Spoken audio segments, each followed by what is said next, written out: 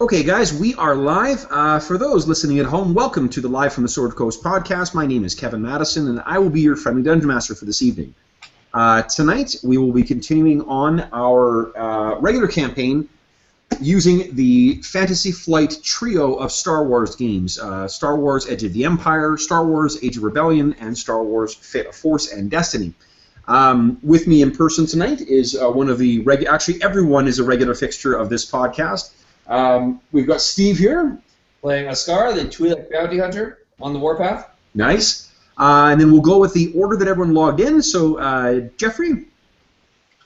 Yeah, I'm Jeff. I'm playing Oddball, ODD 1B. He is a droid saboteur, and he is currently adventuring with a bunch of strange biologicals. Nice. And Cork, you're up next. I'm playing Vendry, the Duros spy. He spies for the rebellion against the Empire. Nice. And then Dave? I'm playing Pash the Rustler, Corellian smuggler, and all-around phenom pilot. Mm-hmm. And Brent? I'm playing Dash, the human Jedi. I think you're off camera, Brent. Nope. Yeah. There you go. Yeah, nice. Okay. Right. So, as with at the start of every Star Wars session, let's make some rolls and determine the destiny pool for the session. So everyone grab your Force die or roll one in. Hey, dark side. Dark side, as usual. Well, I was just... I won't even... Nice. Do you want us to report in that order that we just went through? Yeah, please. We'll do the reporting in the same order that the introductions went. Okay, I got 2 light side. 2 light side, nice.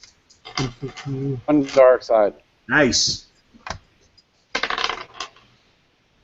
That'll be 1 light side. Nice. And Brent? I will top Dave's 1 light side with 2 light side. 2 light side, nice. Yeah. And then your character also, Brent, did you include your bonus for being a light side paragon? Yes, I did. Oh, you did, okay. I was telling Dave I was twice as good as him. He was questioning me, and that's the explanation. Ah, got it. Okay, so that's Dave. I appreciate you trying to keep Brent honest there. Someone has to. So, for tonight's session starts with 5 light side points and 2 dark side points. Now, Brent, did you roll for your strain recovery too? I'm not sure if you were suffering any strain, but Dave did on my behalf. oh, great. And I think I'm recovered. Yes. As per Yeah. Terrific. Okay, so then where we start then is actually not. Well, let me do a little quick nutshell rehash of what happened last session. Last session, you guys began to put your plan over the last couple of sessions. You guys have all been on the planet of Corfide in the Corellian sector on what was intended to be a bit of a quick stop off, and before you were heading off to a planet called how the hell did I forget this already? Oh my goodness! Because you worked 20 hours in the past 2 days. That'll do. Themis. Yeah, in the last 2 days, guys, I built 21 hours. Holy shit. Yeah. So I'm a little tired today. So the what do you call it? Speaking of which, our coffee should be ready too. I'll get that first in a moment. You know, Steve, if you're gonna get it, can you grab me that big red mug of mine out of the dishwasher? Thanks. So sorry, we've been on Core 5 for the last little while. You were intending to go to a planet called Themis, and Themis is where Dash,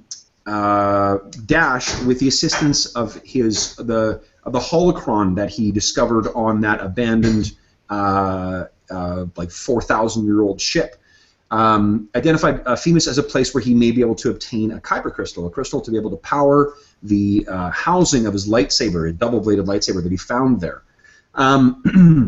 Since arriving, you guys have had a couple of adventures and kind of side treks, but one of the main things that you've been doing here has been to try and complete a mission that the Rebellion gave Vendry and Oddball. The mission was to spy on, or basically record a meeting between an Imperial Moff named Virello and a agent or ranking member of the Black Sun criminal organization. They were meeting for some purpose, and they wanted you guys to record what happened there to be able to use it for either intelligence or blackmail or whatever. It turns out you guys decided to do one better, and you have put in place a fairly complex plan that involves fake masks, or I guess masks of the individuals, impersonations, multiple rooms, and so forth.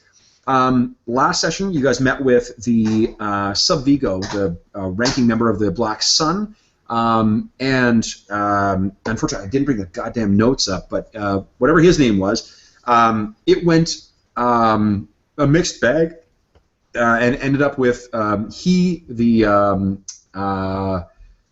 gosh, what is his race? His race is a Faline. Thanks, Steve.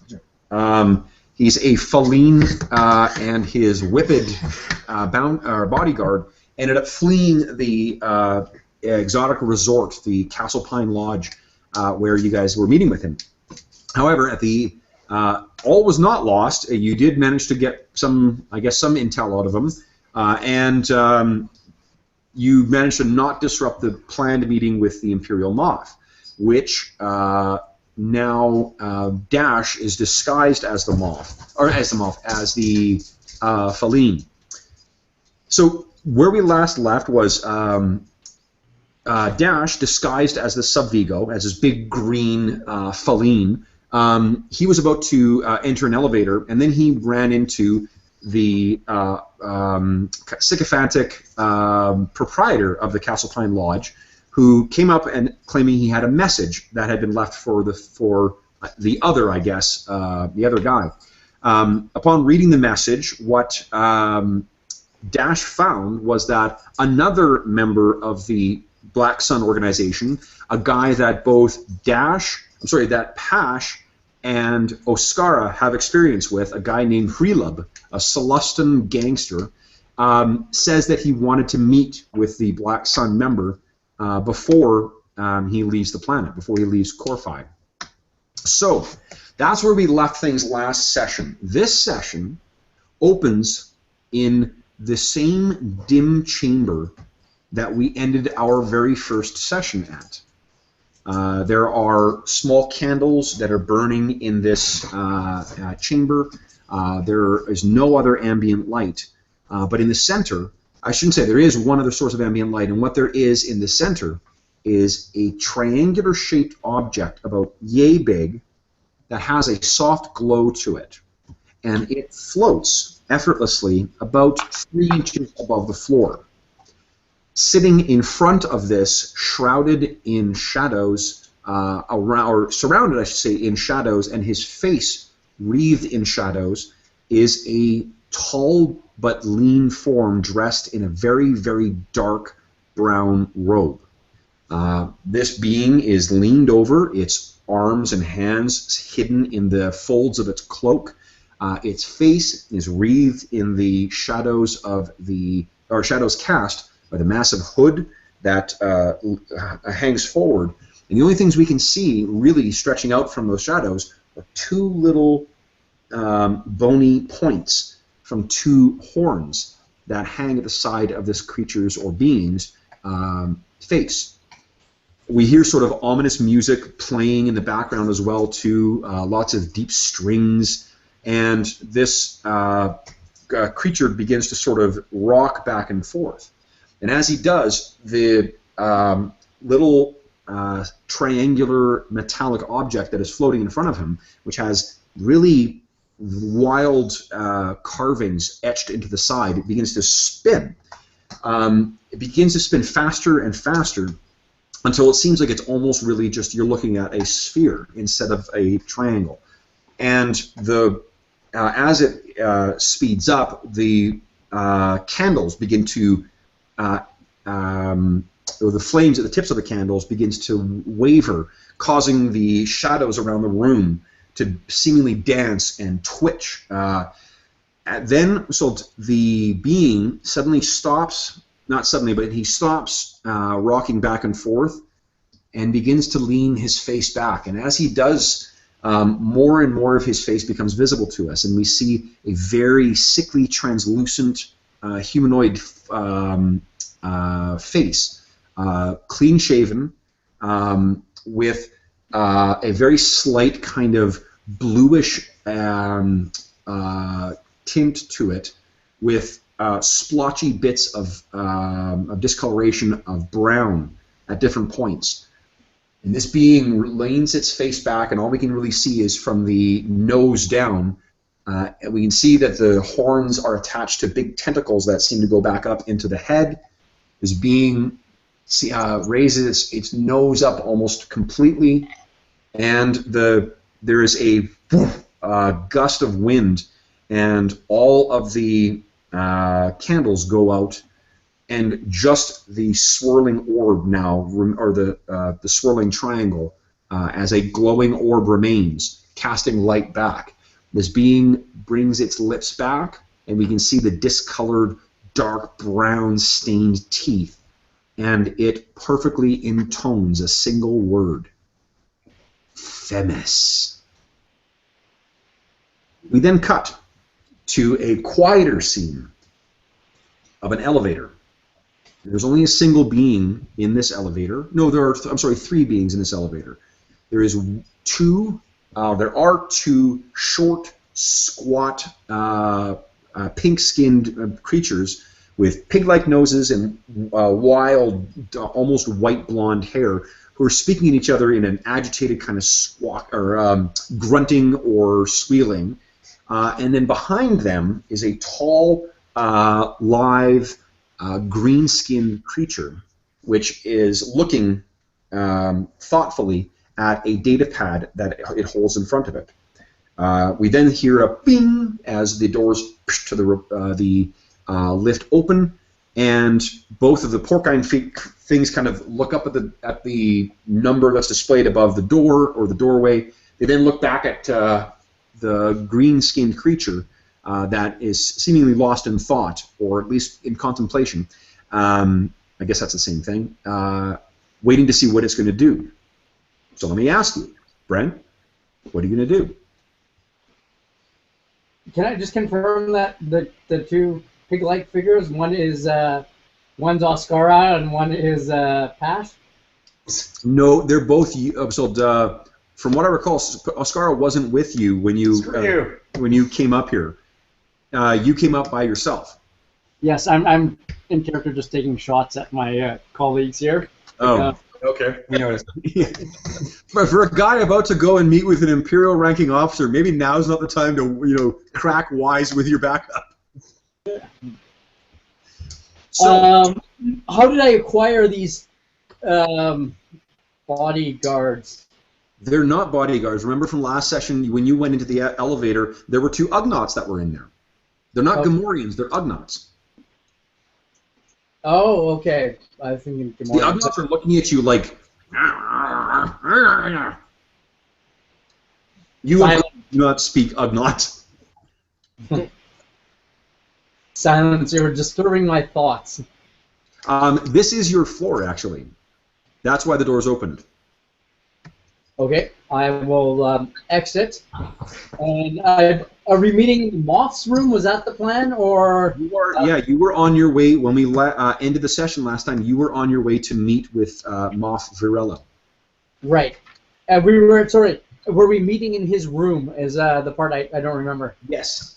That's why I think for both of those you had wired the rooms accordingly. Right. Is that right, guys, or do I have that wrong? No, that's right. Yeah, because I think you had 3 rooms in total. You had the faux room, you had the control room. You had 1 faux room for each of the guys. Didn't you have 4 in total? 2 for the actual guys, 1 control We got room. a deal on the last room, so. Oh, right. Okay. So, you are going in, and what do you want to do? You had a chance to now step out of the elevator or the repulsor lift. What are you going to do? I will walk to the room where I'm supposed to meet the Moth. Okay, you walk up to the room, and it's like any of the other doors here. You are grateful that Oddball unlocked the doors in this wing. You hit the little sound thing. I guess it doesn't make a noise for you. You just hit it and wait, and then you hear from kind of through the little speaker there saying, "Yes, please, come in." All right. So, Well, and okay, the door opens up, and you walk in. For a moment, you look, and you're really a little bit taken aback because you were looking at that face not too long ago, and in fact, they partly figured that. Feedback from someone. Cork, I think it might be you. What's that? You're getting feedback from me? Yeah, I think that your mic is picking up. I have headphones in. I can't, there's no sound coming through that. Let me try again here. Marco. Yeah, it's picking up echo and yours. Okay, let me restart it. What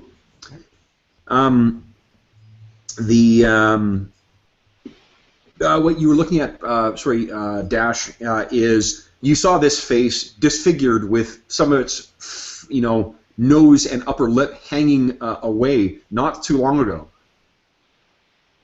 It's actually quite remarkable how close Pash's. Let's see. How you doing, Cork? Good. How are you? Hear us? Yeah. Marco. Yep, works great. Okay. Dash. So it's actually what I was saying is that it looks remarkable just how accurate that mask was that Pash was wearing. I think it would be hilarious if there was another Rebel team that didn't know we were here doing the exact same thing, and this guy's actually wearing a mask. This is why improvisation is not necessarily always a good thing.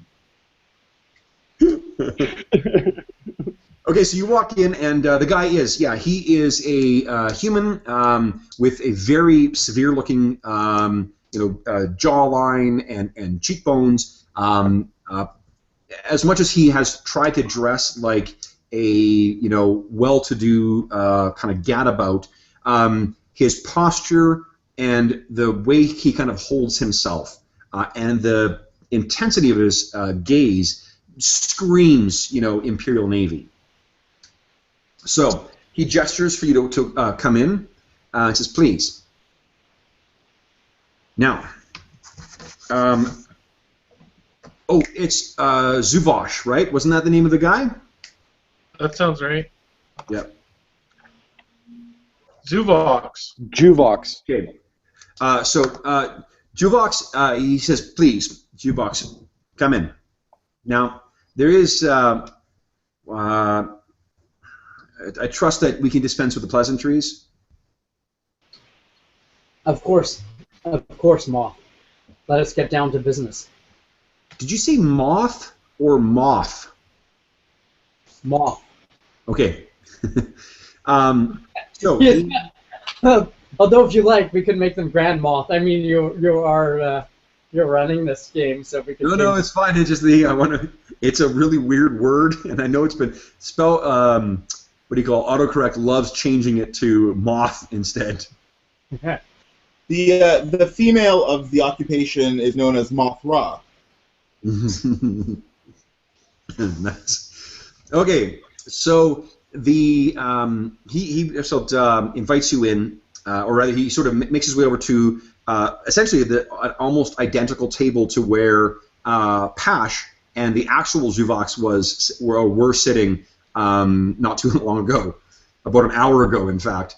So he says, "Now, Juvox, there is one matter that I'd like to address first. I am pleased that we could come to an arrangement, and I have agreed to what your subordinate proposes, but I do not wish to deal with your subordinates and their demands on any further direct basis going forward. I think we have a agreeable and mutually beneficial arrangements in place, but let us not stretch this beyond the bounds of what is agreeable and equally beneficial to each other." Agreed. Let us keep this functional, and between the two of us, it'll work out for both parties. Just as a reminder, you don't have any idea what he's talking about. I know. I'm trying to keep pace as it goes along. Yeah, so I wasn't sure. I just wanted to make sure to give the benefit of that. It's been 2 weeks. Whatever the hell he's talking about, whatever arrangement he's talking about, it's news to you. I guess at this moment, kind of Vendry, you're kind of you hit to the second screen, and you're kind of replaying back. You see the the weird interaction between the actual Zhuvox and Pash. Yeah. And you're trying to come on, what did he talk about? Yeah. And there's no way I can try and read his mind without looking super obvious, is there? Not unless you're this is a really interesting wallpaper. Tell me about it. Also, I have a migraine. Very bad. Very short, instantial migraine that will likely pass him. Oh my God! What are you thinking? I mean, yeah. All right. Can we make the evolution of Brent's mind reading power make him look like he's trying to poop every time he does it? That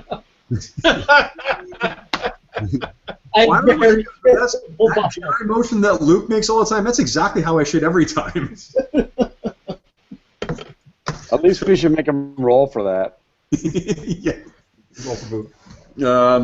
Okay, so, if you critically fail, you pull an Elvis. Nice. Have an aneurysm as well. Exactly. Or Mama Cass, I guess. Or did she? Wait, that was a sandwich. Anyway.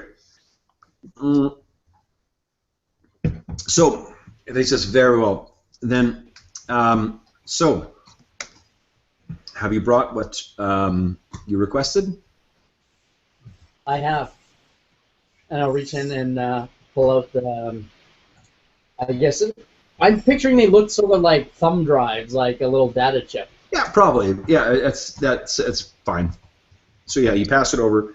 Excellent. Well, yeah, because I mean, you think of the plans from New Hope, they're a little kind of disc thing, right? Yeah. Yeah. So that's fine. He takes a poker chip sized thing. He takes them. Good. So I will ensure that this is entered into the Imperial HoloNet. Forthwith. Now, with respect to your other demands,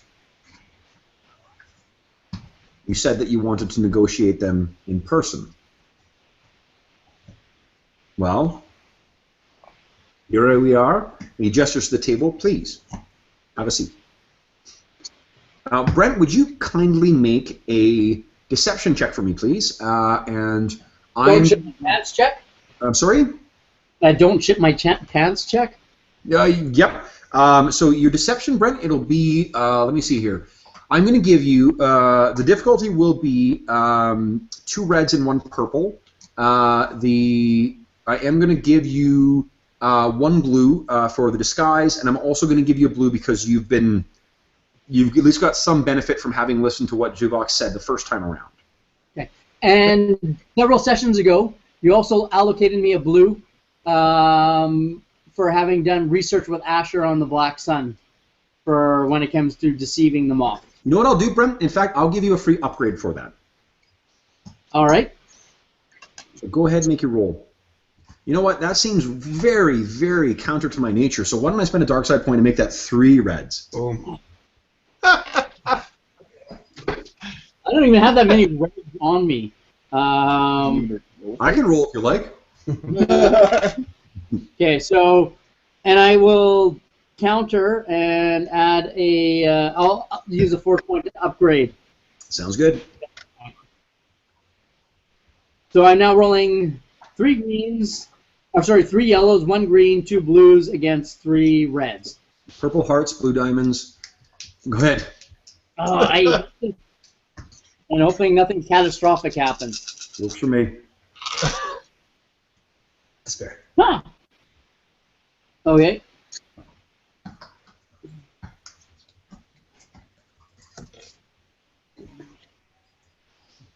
Well, this isn't. Did you roll one of those red dice again, Brent? Yeah, I will in a second. I'm just trying to cancel shit out here. Sure. Mm. You roll a despair. You ask him for Darth Vader's lightsaber.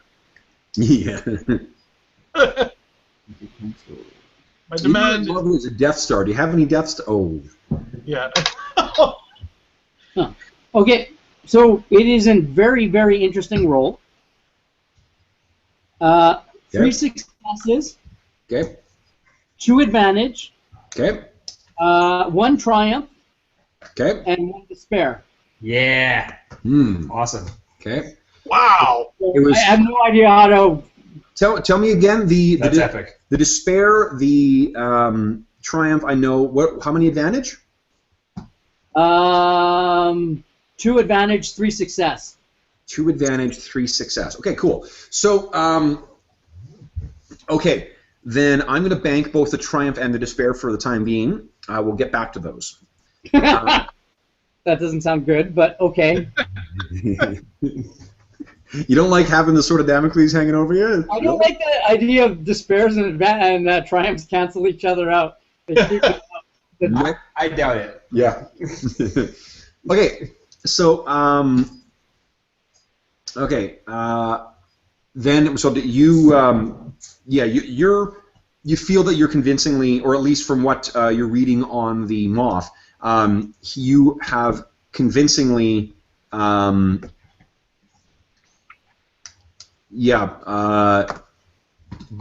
mean, basically, so convinced him, I guess.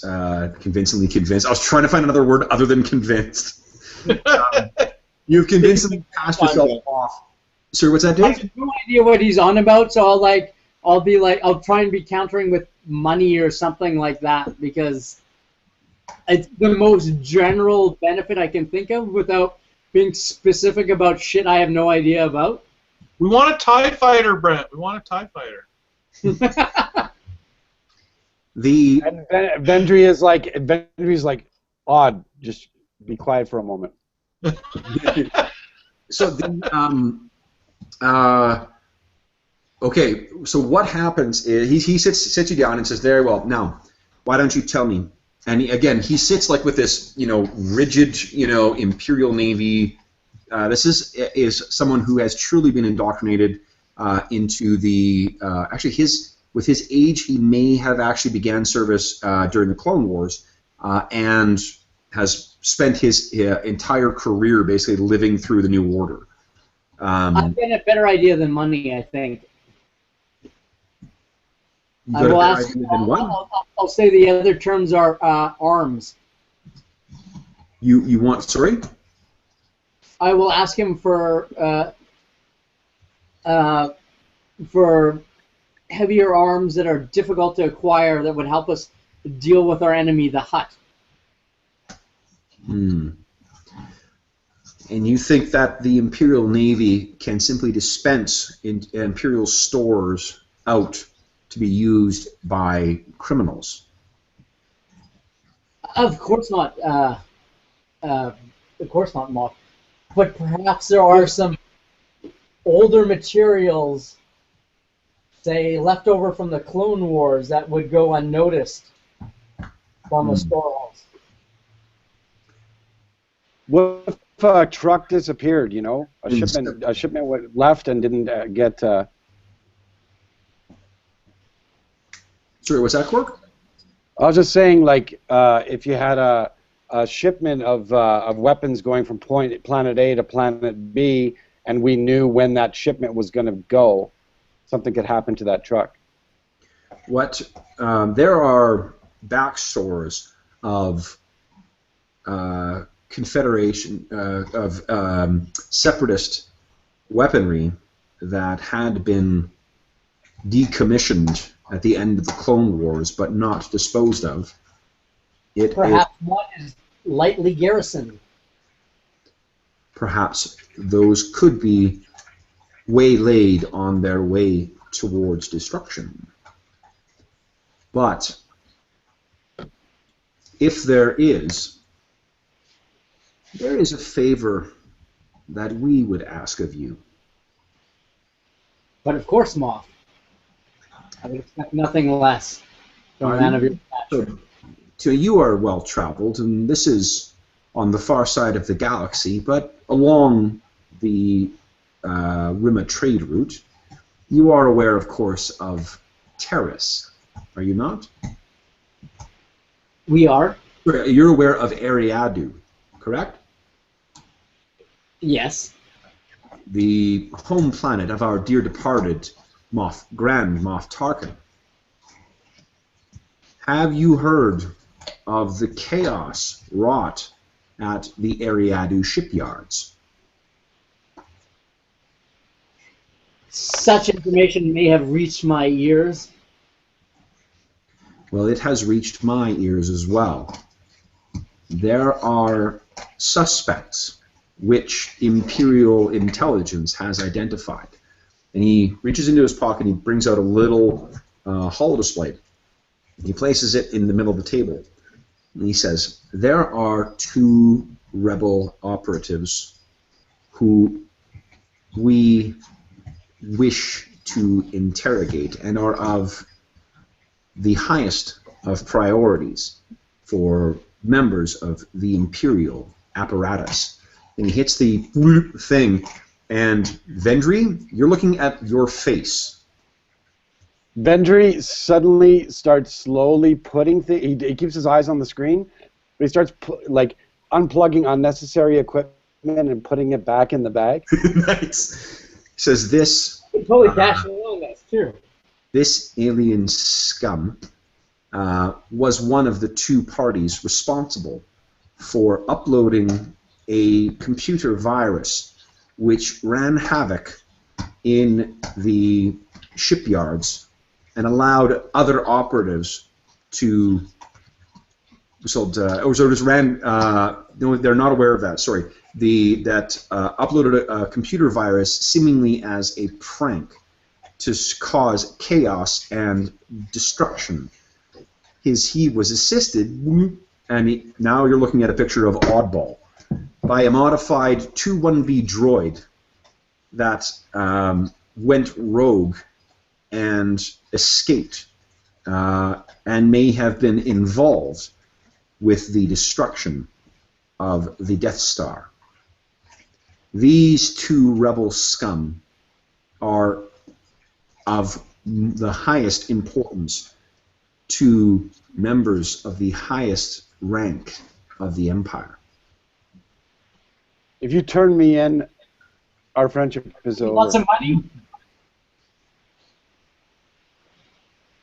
Now tell me, can you assist in locating these? We have from a reliable source that they have last been identified as entering the Corellian sector. They were traveling in a dilapidated YT-1300 transport, but we have not been able to identify it since. An Imperial operative was pursuing them, but he lost them. I will give him a thin smile. And where would you like them delivered? So simply hold them, and we will collect them. There is one who is particularly interested in seeing that droid again. That, incidentally, guys, is your despair. How come it hits Vendry the worst? I know. It hits Oddball pretty bad, too. Yeah, well, Oddball kind of doesn't even understand what he's talking about. Okay. He's like, everything's going to be all right. Just power down, everything's going to be fine. He'll just mind wipe you. Actually, do we have a line of communication to Dash? Yeah, he's got the tiny earbud that... Oddball says in the communicator, he says, demand no more wipes for any Imperial droid slaves. That's what you hear, Brent. Okay. Pretend I don't hear it. And What do you say, Brent? I pretend I don't hear anything Oddball says and like keep focusing on the conversation with the moth. Okay. So he says very well. So we will be in touch, and we can arrange for the transport of those goods. Use your resources, locate these rebels, and perhaps that transfer can occur even faster. That's not. I look forward to a very prosperous relationship and mutually beneficial relationship between the two of us. Of course. Now, again, please remind that detestable Celestin that I wish no further direct contact. He may have assisted in brokering this meeting, but we cannot be seen to be associating with his type. But in the interest of fostering this ongoing relationship, you can tell your underling that this smuggler will have no further protection of the Corellian authorities, and he can do what he wants.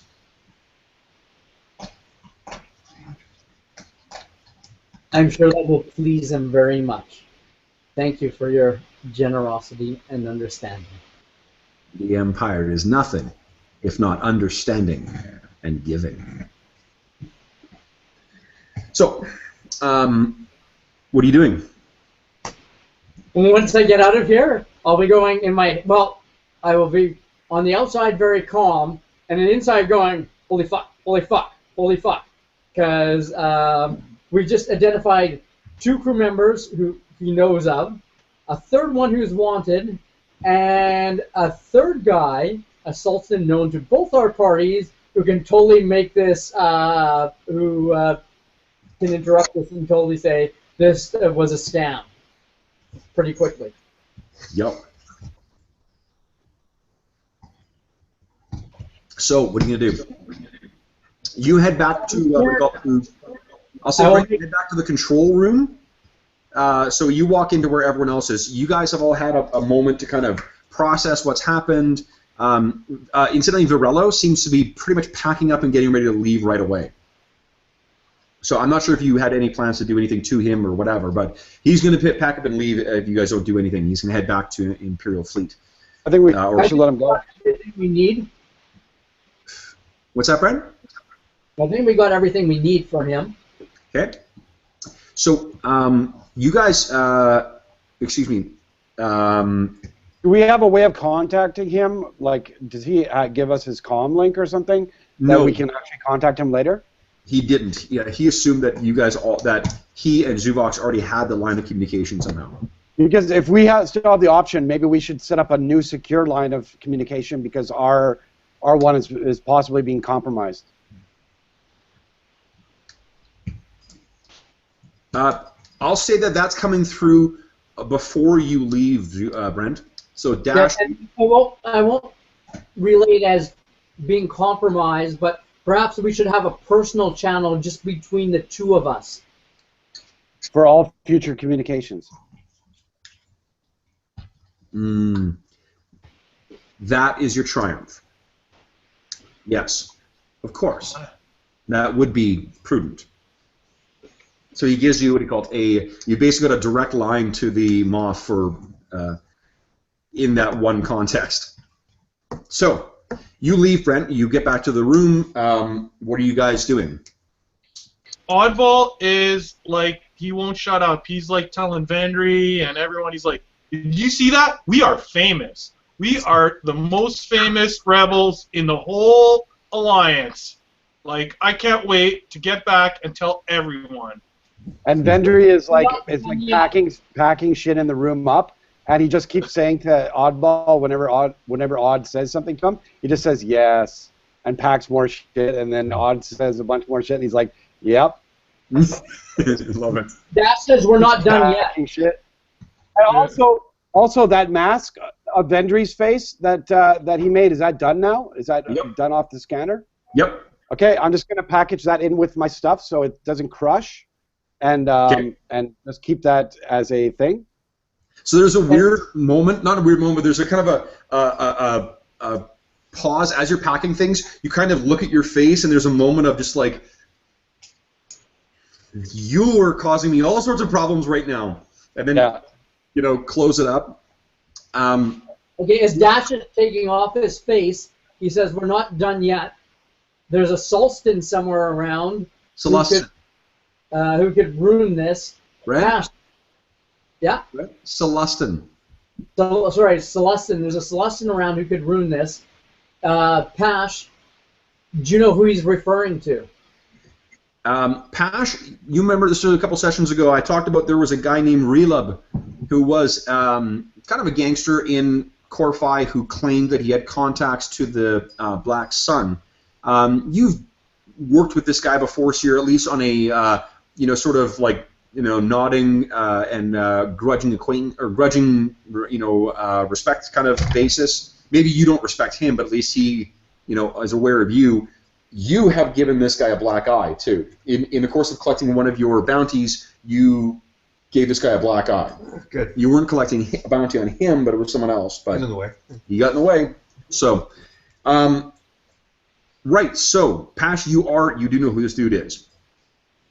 Yeah. So I'll relay that to Dash and let him know that Relub, as I knew him, was a fixer for the Black Sun.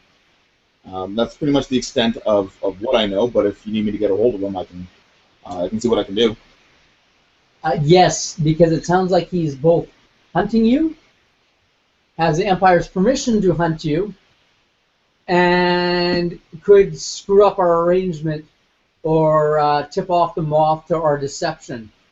Guys, can you please just make raw intellect checks for me against... oh, you know what? No, I'll let you use... Hold on. Agility. There's not agility. Right. Let's see here.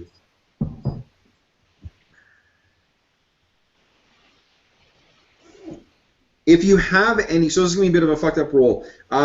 Does anyone have any ranks in vigilance? No. No?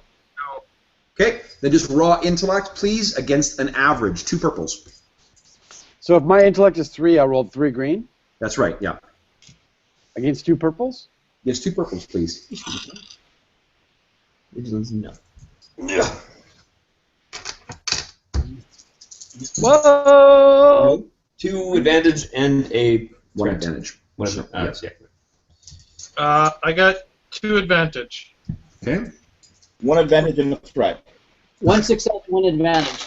Wait, an advantage and a threat should cancel each other out. Vendry rolled 3 successes. No, he's got 1 success and 1 threat. Okay. Right. So for what I'll just say is that Pash, you take 1 strain because there's a brief moment of like, because you didn't hear that. Wait, they want me? And then you're like, wait a minute, no. And Vendry, you recognize this as well. No, because the guy said it was someone who had the protection of the local officials. You have no such arrangement. Ash? Do I actually have protection of No, you don't. Oh. So both you and Vendry are like, well, no, he said that there was a smuggler. He said that he had protection of the local authorities. He didn't say anything else. He didn't say a Corellian.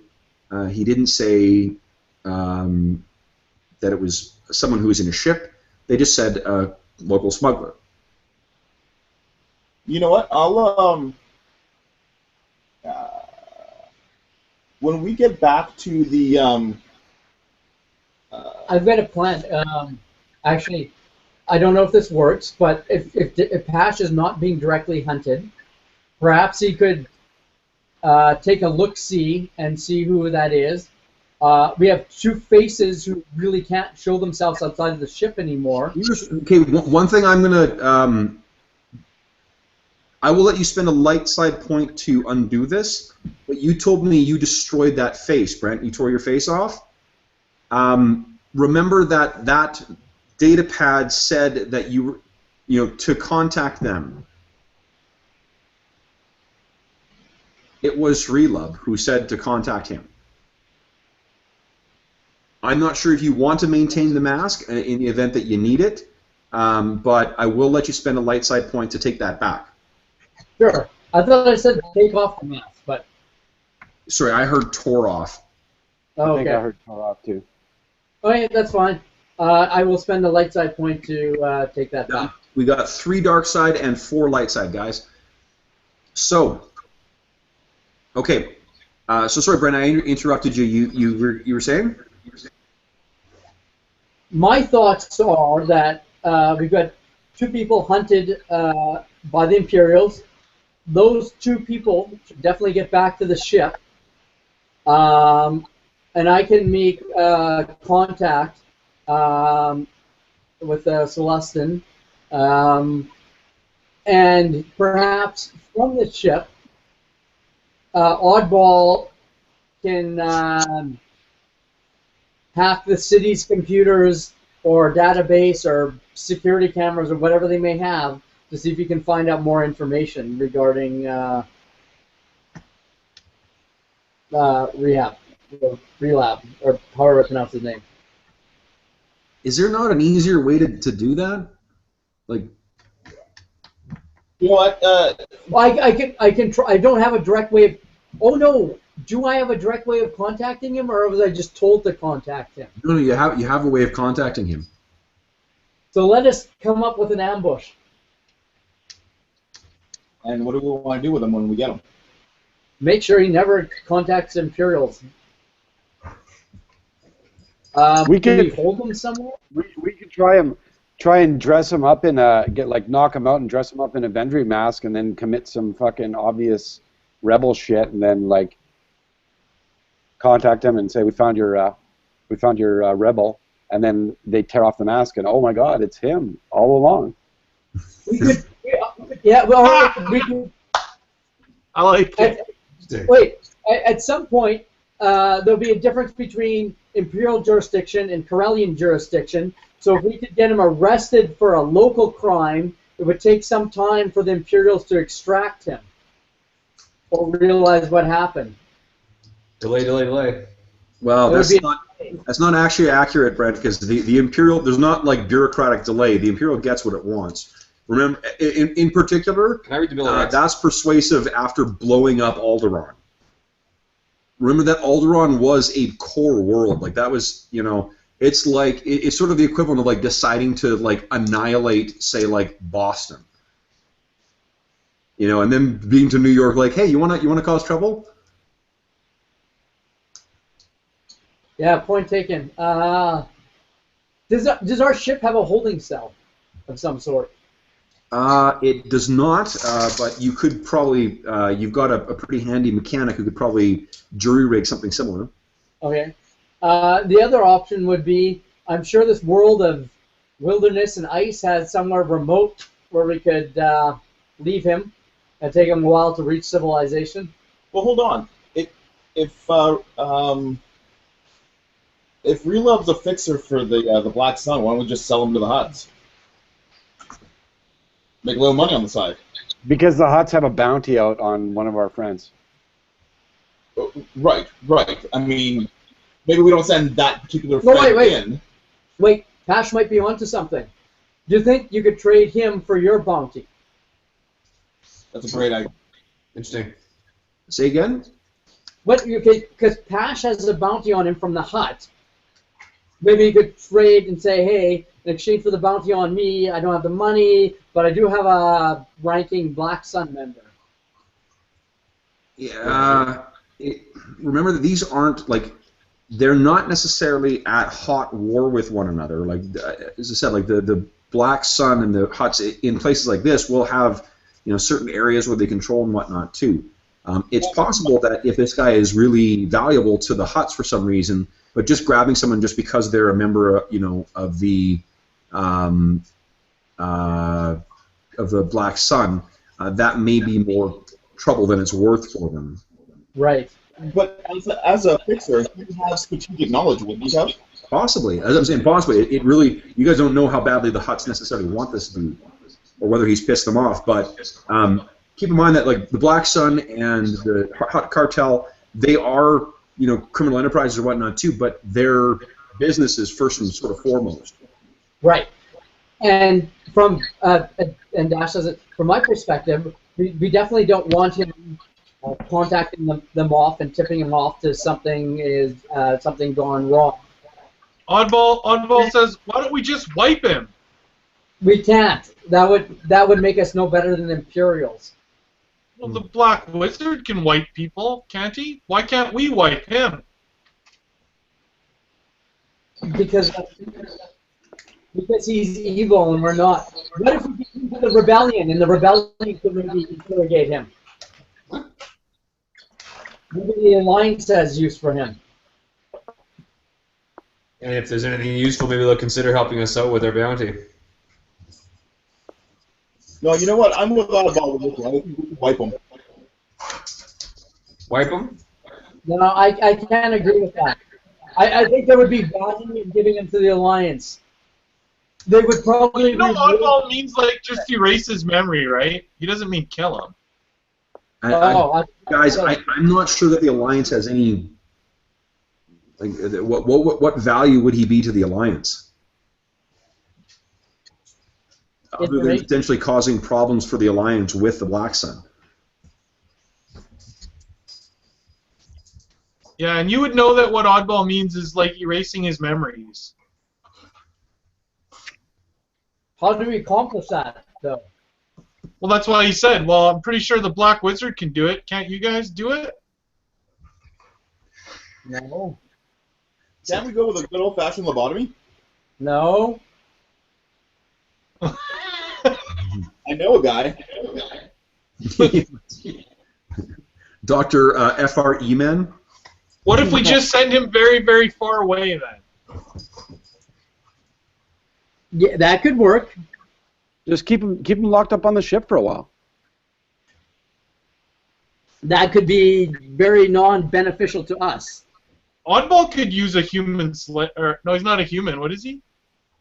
He's a Celestin. Yeah, Like, Oddball could use a Celestin slave. You remember Lando's co-pilot from Return of the Jedi? Mm-hmm. Yeah, okay. That's what he is. You know, I can always drop him off at a spice mine. Good. Sell him? Or any mine, for that matter. So what do you guys think? Or perhaps he won't contact them off and we don't have to worry about it. He's a liability wherever he goes. If he's out there and he knows about his communication channels with the Moth are probably cut off now because we've got a new number for him. That's the thing, and also we do have the real Sub Vigo running around too, who could also try and contact them off. Yeah, but if he doesn't have the right phone number anymore, yeah, so maybe we don't have to do anything with either of these people right now. You did do a pretty good job last session, I think, of convincing the Sub Vigo that it was the Hutts who were responsible for setting him up like that. Yeah, I remember that. Yeah. Right, like you get the whole quite well as well too. So I think that the Sub Vigo may just think that was part of an elaborate ruse on the part of the Hutts, and that it may be that the promise of these transponder codes were, from his perspective, just a tempting prize in a trap. Right.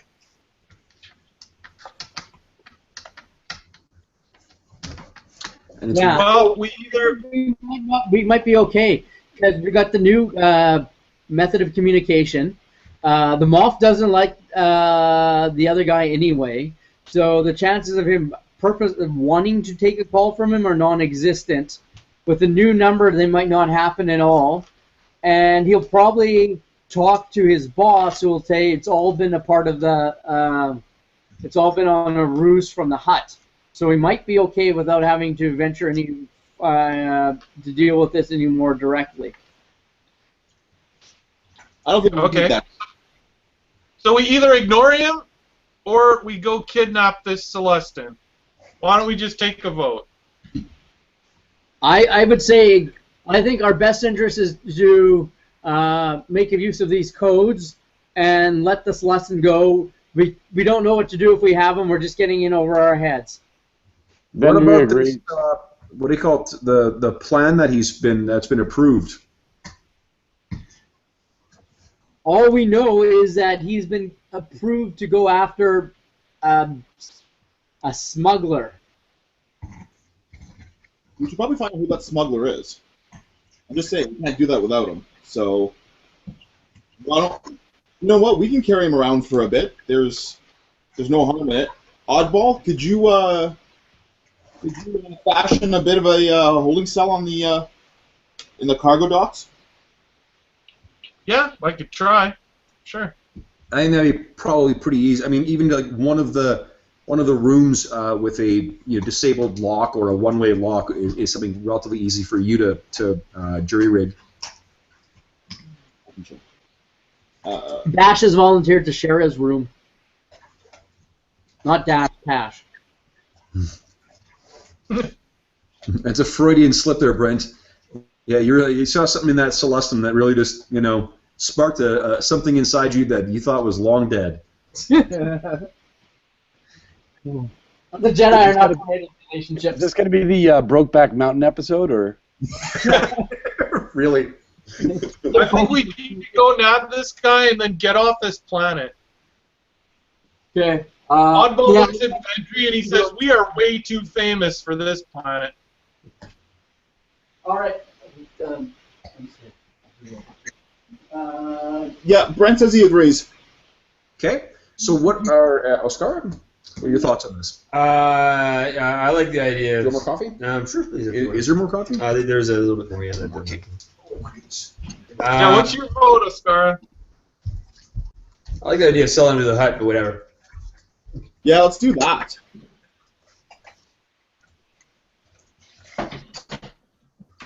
Well, we can always send a message to the huts and see if he's of value to them.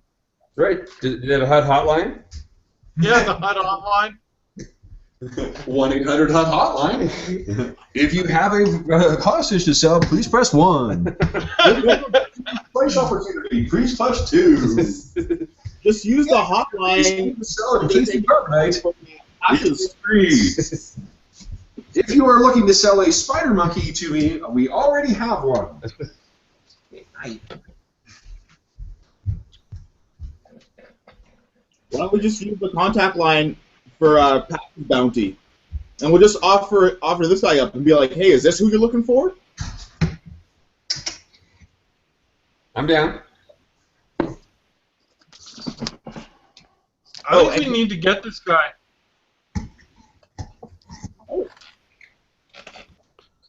And this is the guy I punched in the eye, right? Yeah. All right. So he knows me. He knows me too. Yeah. Well, he knows both of you, and either of you could be his bounty. Right. Yeah, but the description of the smuggler that they're looking for, it really doesn't fit either of us. So. Okay. No? Okay. I see. You good girl. Maybe it's Han. Okay, sorry guys. So, what is the plan then? We're gonna nab him, and then sell him to the huts. Okay. So you're gonna are you leaving the Castle Pine Lodge and you're checking out? Yeah. Yep. Separately. Yeah. And Dash is gonna run into Aaron, and then meet everyone back at the ship. What errand does he want to run? I have some money that's burning a hole in his pocket, and I don't. No, not Brent. We can do with that another time. We're not dealing with that right now. Do I need a cage for my fuzzy lizard? All right. You can just put your fuzzy lizard back in your pants. All right. Okay. So where it came from?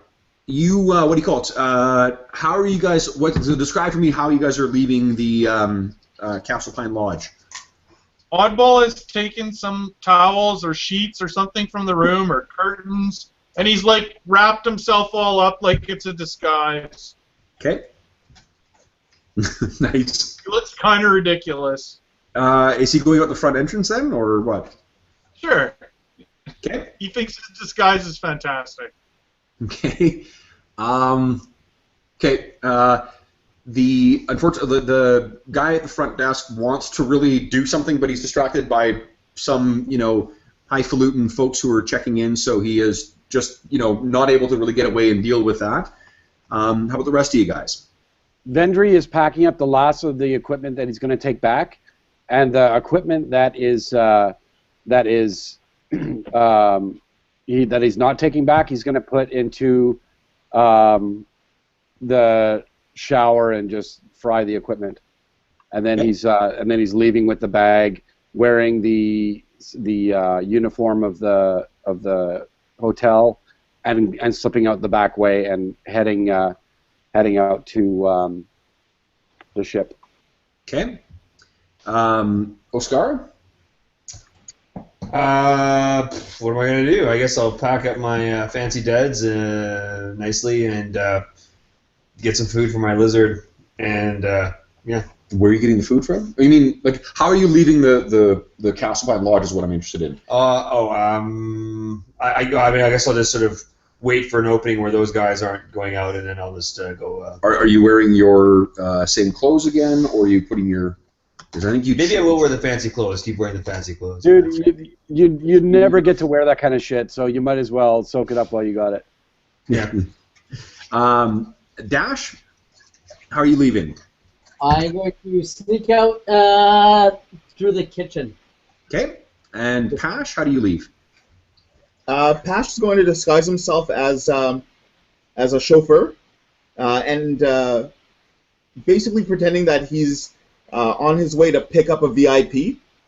He'll actually ask for the keys to the executive limousine, or whatever the equivalent of the limousine is. Would you please make you go ahead and make a deception check against a difficulty of 1 red and 2 purples. But I am going to give you a blue because that guy was distracted by both the people at the front desk and by some droid that just walked out with a bunch of towels on its head.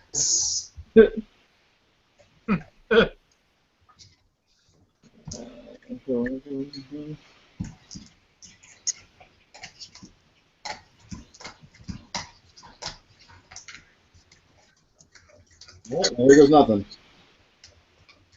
Oh. That's 1 advantage. Oh, shit, that's 1 advantage. Okay.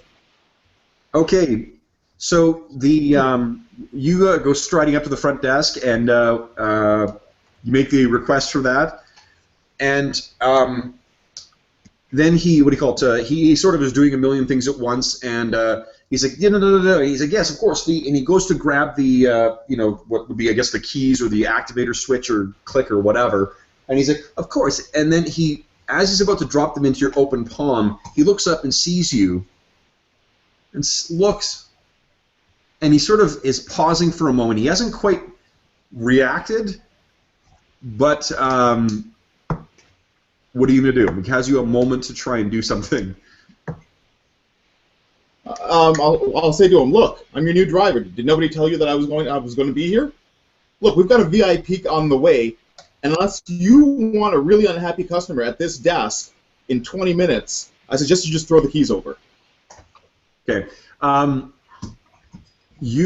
equivalent of how this came across is, let's say, like the most,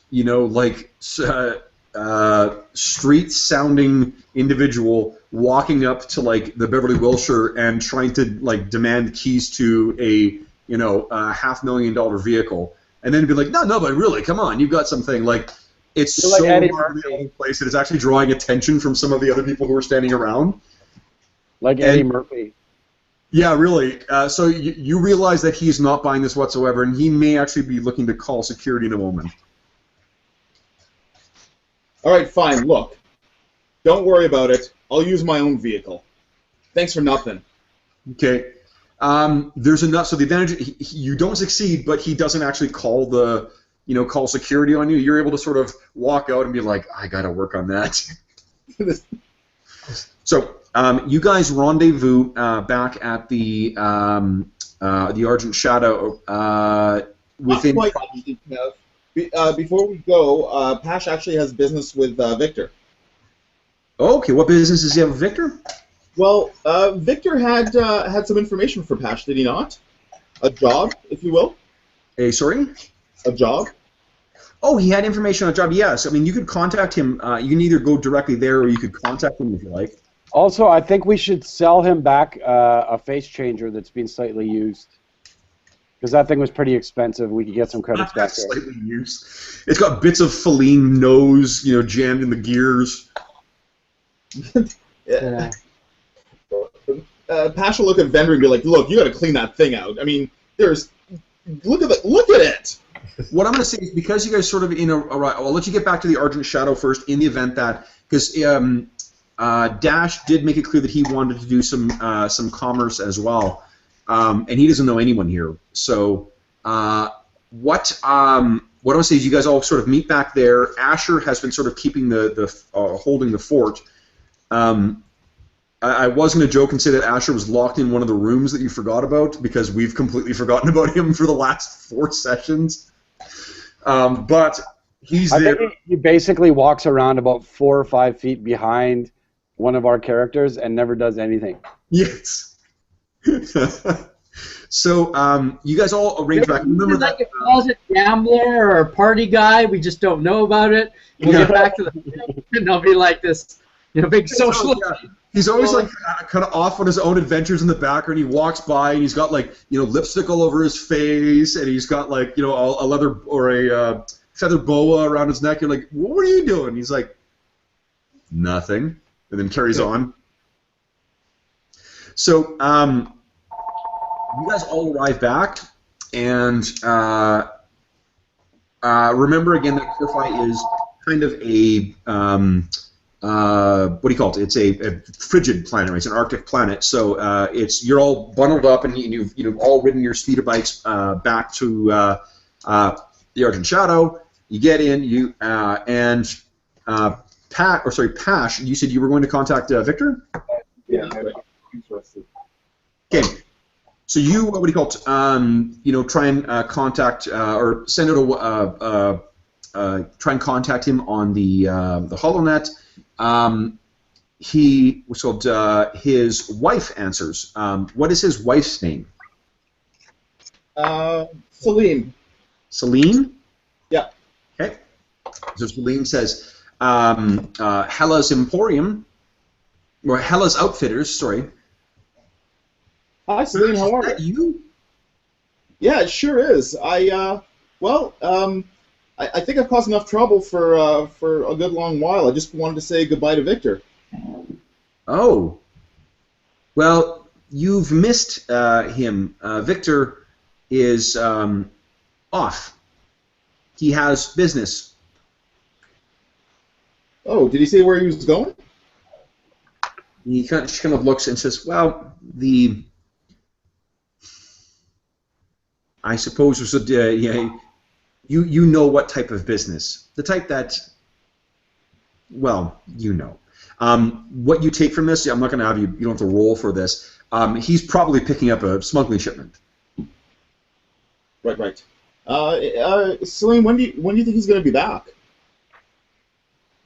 Oh, maybe within so it is. Let me think here. It was the evening when you guys had this happen, so probably early tomorrow morning. He is, as you know, out of contact while on business. You would have thought he would have asked a friend to tag along, but yeah. He has Pash, you've been gone a long time. No, but it's by. And Victor told me you had visited the shop. Is she hinting for him to come over? Not really, no. This is sort of the way it goes, right? Like if you know that when you're out smuggling, you don't want to be constantly running your comm to tip the authorities that you've okay, drop off the illicit goods at the secret spot right now. Right. You know, Pash is kind of curious. I mean, he's always had. He always had fond memories of kind of running a job or two with Victor. And he, is there any way to track him? It's tough. I mean, the last time, it's probably been a couple of years since you've really spent a lot of time with him, and he has a number of different sort of, when you knew him better, secret spots to sort of meet. It's probably, I mean, it's obviously outside of Winterdome. It'll be off in the wilderness of Corfi.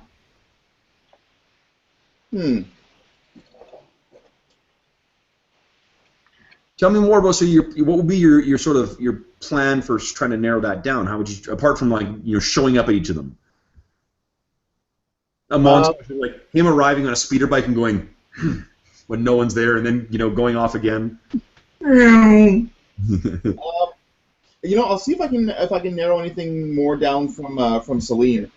What direction he headed in? Anything that he might have mentioned? That she may not know. One of the things that Victor does do is he keeps Celine largely out of that part of the business. Okay. Everyone knows that his wife doesn't know anything, then she's not a tempting, kidnap target unless they're trying to like convince him or whatever. But you of course know that Victor's got, he's got it pretty good with the Corfi authorities. That's why he operates the way he does. Bribes and such. Bribes, growing up with some of the people who are now ranking members of the,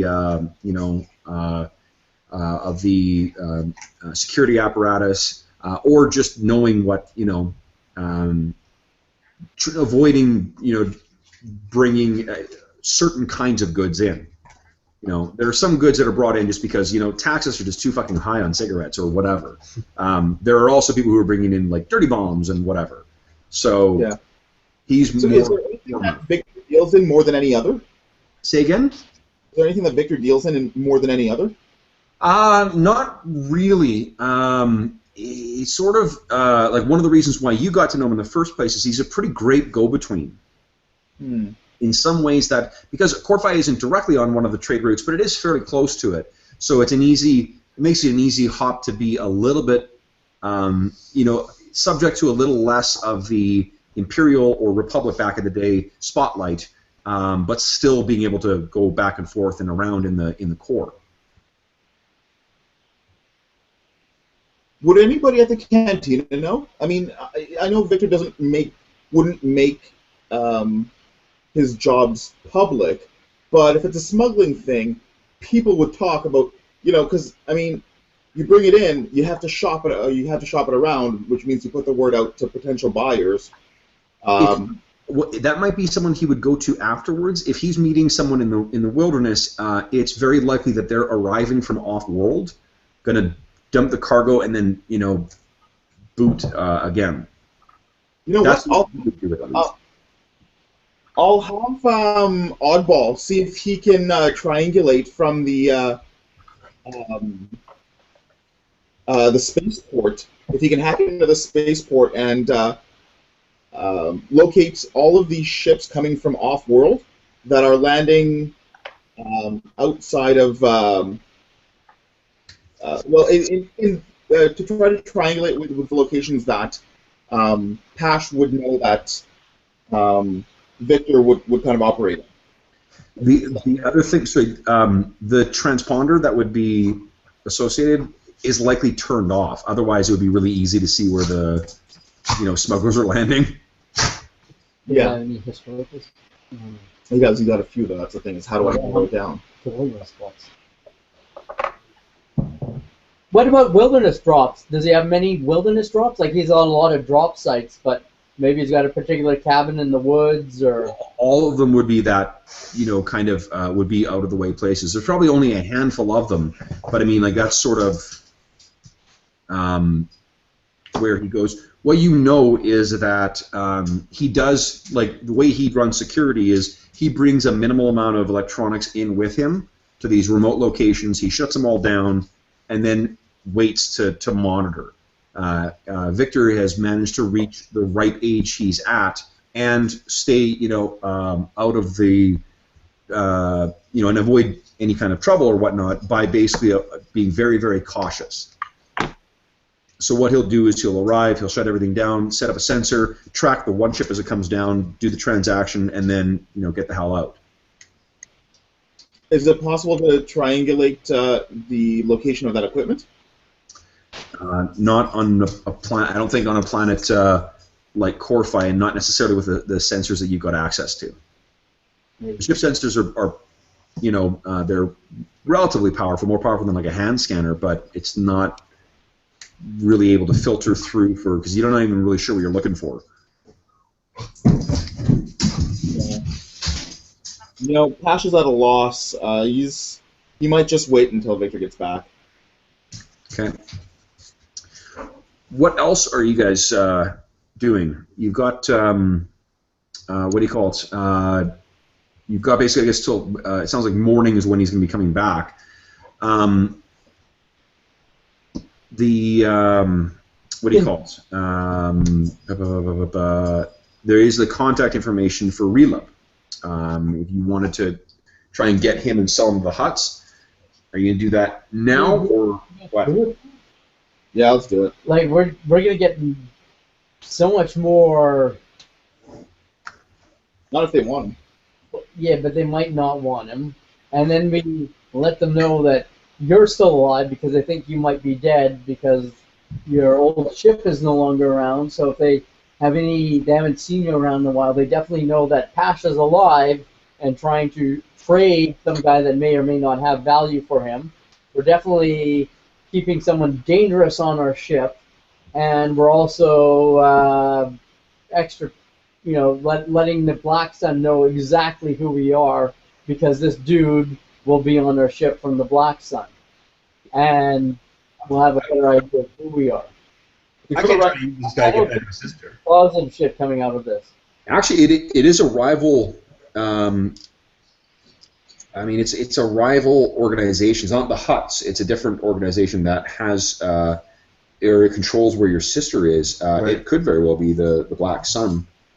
Hey, Milu. Hey, Doofus. Cut it out. Hey, Steve, do you want first crack at him to fuck him up and see if he's got any information about your sister? Oh, sure. Maybe have a little chat with him. But, this is a giant organization. I think there's probably better ways to find your sister than, like, grabbing random dude and going, hey, do you know my sister is? Yeah. Fixer, he has access to a lot of information, so, I swear I never touched her, man. So, well, whatever. Maybe it's easier to... We've got some boundaries on our heads. That is a bit more of a pressing problem, I guess. And my thoughts are they don't know that you guys are still around because the ship you're on is disappeared. Right. Plus, I want to kill that guy anyway, so it's great. That's fine. Okay, so what about so what are you doing with, I guess, this contact information? Well, what we could do is if we still have that mask intact, as I spent the light side point on, we could contact him and relay the Moff's message that he has the Imperials have given them the go-ahead to grab such smuggler and see if we can get a name out of him in this deception, and then warn the smuggler. Okay. How does that sound to you guys? We don't do anything dumb that would compromise us, but we still help out. Assuming the smuggler's a good guy. Well, as much as most smugglers are good guys, what the fuck is this guy to us, really? I know some smugglers. They're cool. right. Party. They know a guy. All right. We can try it Dash's way, and if that doesn't work, then we just take him. Yeah, then we go now. We set up a meeting. We kidnap him. Why? There's nothing good can come from kidnapping this guy. Yeah, but if we leave him and he talks, then we're really fucked.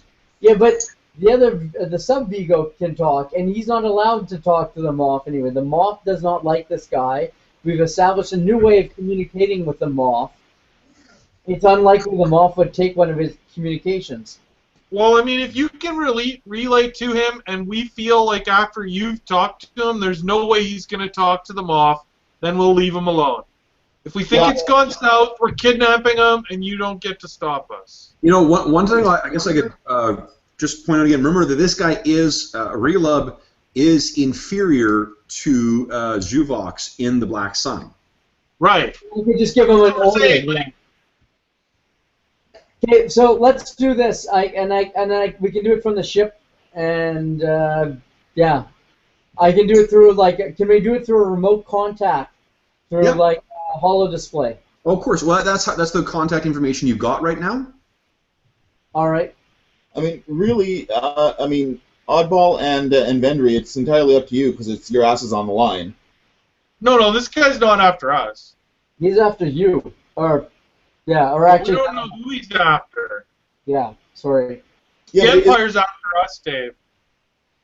well, yeah, but that's the thing is, So how does this guy fit in then? Was he not the go-between that could give this all up? No, he didn't. The Moth does not want him to be the go-between. He had contacted the Moth on his own. Yeah, it sounds like, and the Moth does not want to see this dude's face ever again. Oh, well, I mean, if you're his ranking superior, tell him to fuck off. Right, that's the plan we're going to try. And then we'll try and get the name of the smuggler he's gotten to permission to go after. Right. Okay. Worst case scenario, I can sell him in 3 seconds flat. Okay. You're getting, what do you call it? You're getting yourself all kind of, masked up again. Dash, you sort of, check get your costume on again. Where this is a diplomatic thing, so I'm assuming you can kind of set it up to be wherever you want, and have the rest of you guys kind of listening in on this. So not visible on the call, but hearing what Dash hears and whatever. So, Okay. Dash, you get your stuff all ready. You put a call out on the HoloNet to this contact number, and then you hear sort of an out of breath. There's suddenly a shoulder up hologram of a Celestin wearing a big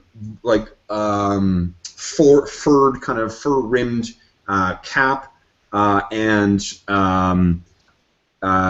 he seems to be sort of moving like this, and it says, "Hello, Savigo, Zhuvox.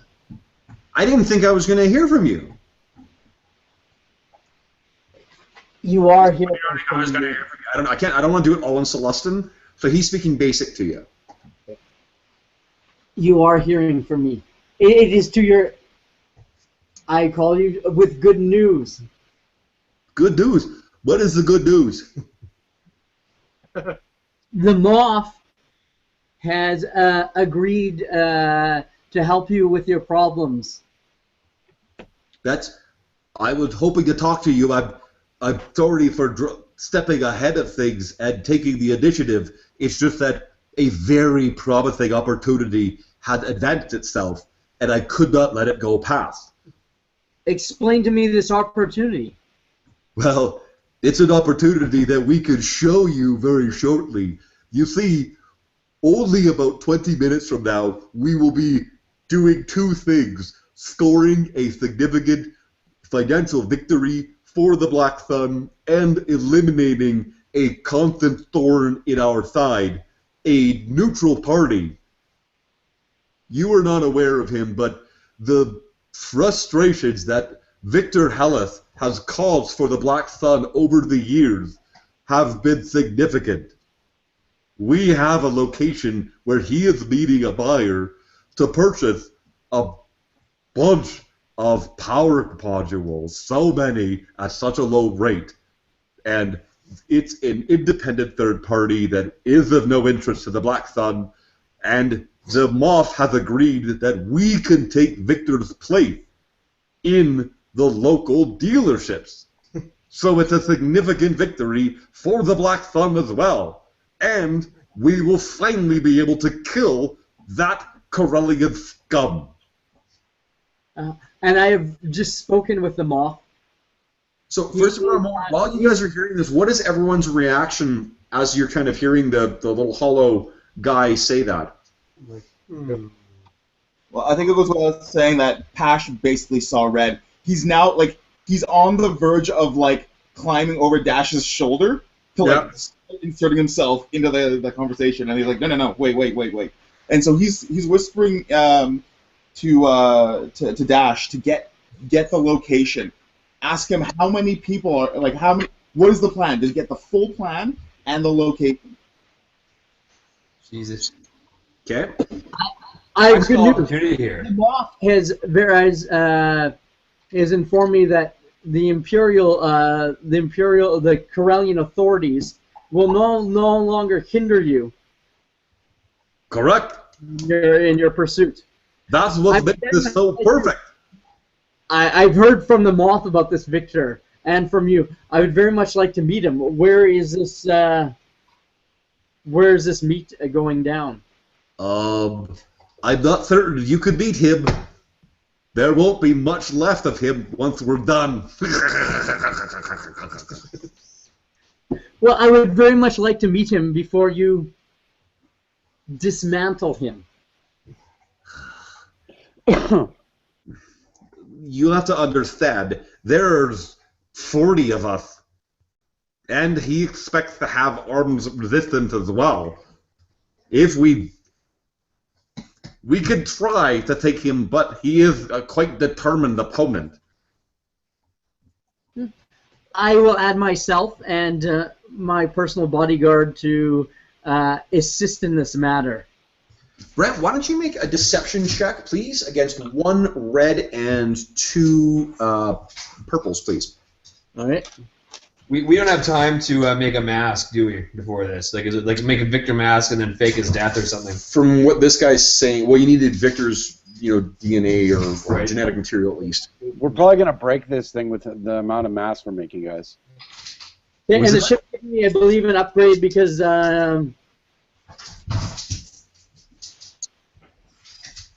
Yeah. Okay.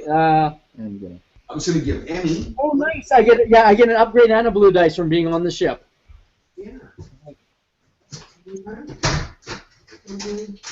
Oh no, just an upgrade. He's not a passenger. So I get an upgrade. Okay.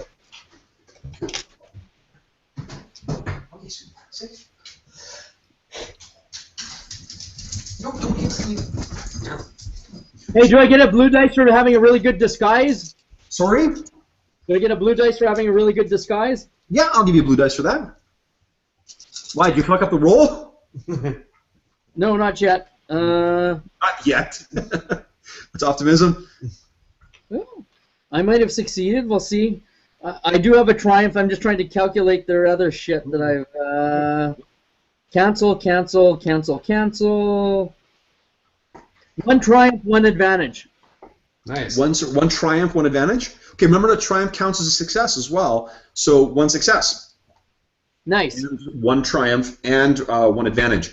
So he says he completely buys that you're them. He says, "Oh, of course, perhaps you could bring some extra air support. I'm transmitting our coordinates. We'll be there momentarily." And he sort of flashes. And before he cancels out, I won't let him, and I go, Well, unfortunately, it's like trying to stop someone from hanging up on a phone. okay. Sorry, just but what do you call it? The triumph is as soon as you kind of get off the phone, you look up and you lock eyes with Pash, and Pash, you kind of have that look on your face of where it's like fury and determination manifest. There's a pregnant pause that hangs over all the crew, and then Asher just calmly says, "The engines are warmed up." All right, well, let's arm up. Let's rock and you roll. know what? Before Pash heads off, he's actually going to head to the cantina, and he's going to buy himself soldiers. Nice. Okay. Vendry's going to go along with him. he's already known there. Yep. Well, but wait. What are we gonna do? We're gonna storm the meet. Dude, This do is- we want a bunch of like third parties involved? Can we do it? This is super. This is super cinematic. I'm totally gonna run with this. Okay. And All right. Pash, so we cut sort of to this, there's a look of determination, and then suddenly we cut to the sort of the canteen, and then sort of the door, is kicked open, and record scratch, and there's sudden silence in the cantina. Pash, you walk in flanked by Vendry, by who else is there? Oscar, why not? Yeah. Okay, Yeah, I guess I'd be there too. okay. Oddball? Yeah, I'm up Okay. for anything. You guys all sort of walk in. Pash, you walk in, and you've got the bar's attention, or the cantina's attention. What do you say? Credits for anybody that wants to take a life now. You're gonna be that inconspicuous? Yeah, well, I'm buying them. Like, it's a cantina. It's like, these are not upstanding citizens. I don't think there's No, how about anyone who owes anything to Victor with me now? I think we should just start throwing our money around, get real popular, and find out who we get. How about We've anyone who got those fake credits still, right? These guys Here, sorry, Pash, from somewhere back in the corner, you hear someone call out, "Whose life?" Does it really matter to you? It's credits. And if anybody here owes anything to Victor, this is the time to repay that debt. Okay, so why don't you roll, please, a charm? That was a great speech, so I'm going to give you a free upgrade for it. And I'm going to give you a blue because you offered money. And it'll be against an average, 2 purples.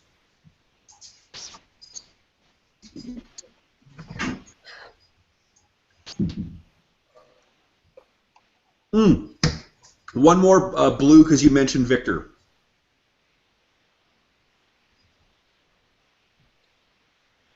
Not everyone is as embittered by other people's success as Relub.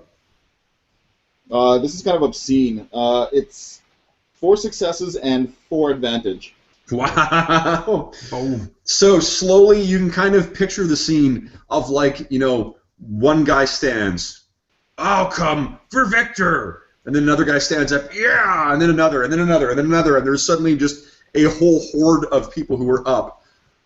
We then cut to kind of a scene on the outskirts of what do you call it? Oh, I should ask. Are you planning on using your speeders to get there, or are you planning on using the Argent Shadow? I will mention the Argent Shadow doesn't have a disabled, beacon. Well, I'll be driving the Argent Shadow. They can go on speeders. Okay. So you guys are all in the Argent Shadow as well. Yeah. Okay. And I've debriefed them as to basically everything that I know in regards to the number of guys that are going to be there, where exactly that location is. By this point, I'm assuming it's come in already, right? They may be. That's in, and you guys are going to have to go at all get out speed to get there just in time to intercept. What's his name? The other thing is you will be. I guess inadvertently sort of warning Victor, because remember he does that sensor thing. Yeah. So it's basically it's going to be like the front line of Braveheart crashing through. Honestly, you know where my mind went? Not Braveheart, fucking Smokey and the Bandit. Nice. Yeah. So it's basically like there's a moment when where what do you call it? You can kind of picture the wide open snow-filled plain, and there's still things, and then some little furred creature kind of pokes up and kind of looks around, and then kind of and turns and runs, and then we see this massive the Argent Shadow kind of swoop past with a stream of snow behind it, and then you hear wah, wah, wah, wah, wah, wah, wah, wah, wah, wah, wah, as all these speeder bikes go flying all in a line with all these fucking hooligans screaming and hooting and looking forward to hitting. We cut above, and you can see there's this massive line of speeders that's all kind of trailing behind the Argent Shadow, which is itself sort of, lazily drifting back and forth as it's, charging forward across this phalanx of, speeder bike riding scum. So we will cut, I guess, to Victor, and Victor is what do you call it? Is waiting in a fairly big open field that's near a big bluff. There's sparse amounts of trees that are around him. You can see the granite from underneath it is poking through the snow.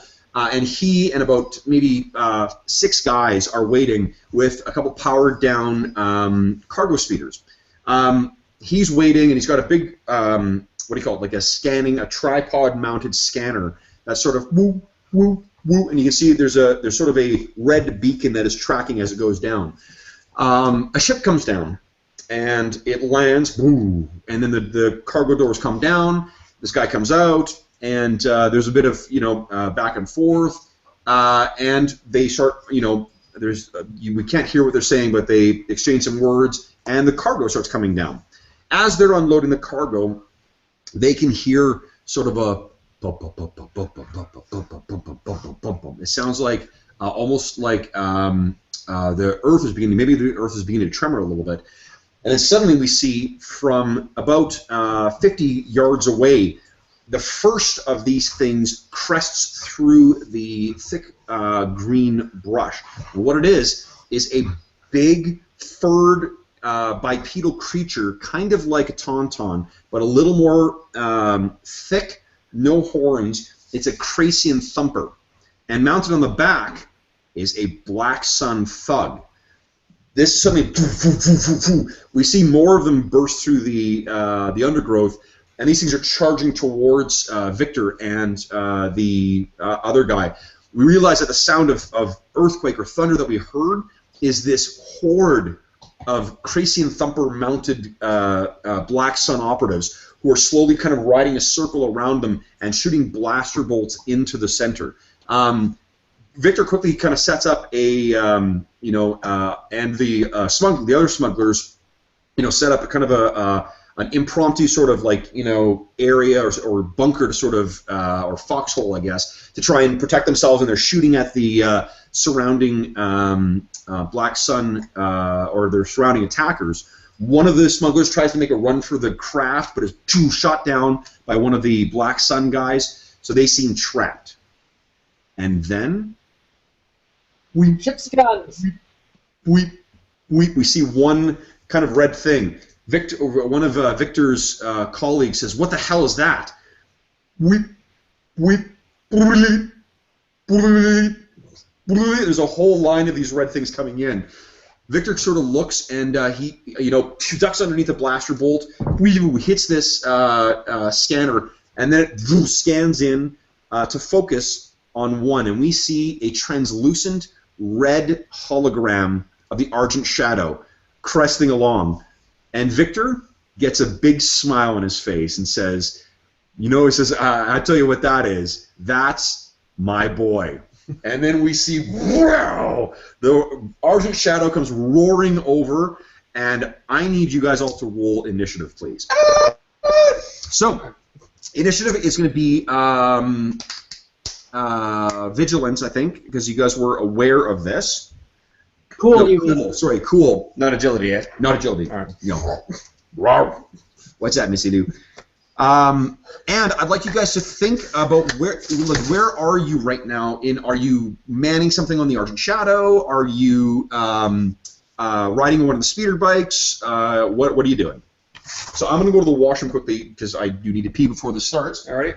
I think Vendry would be like going to the. Do we have a weapons locker on this thing that we keep our weapons in? We probably have something like that. Oh, hell no. We keep our own weapons in our own quarters. You never know when shit's going to go down. Okay. We also have lots of weapons on the Argent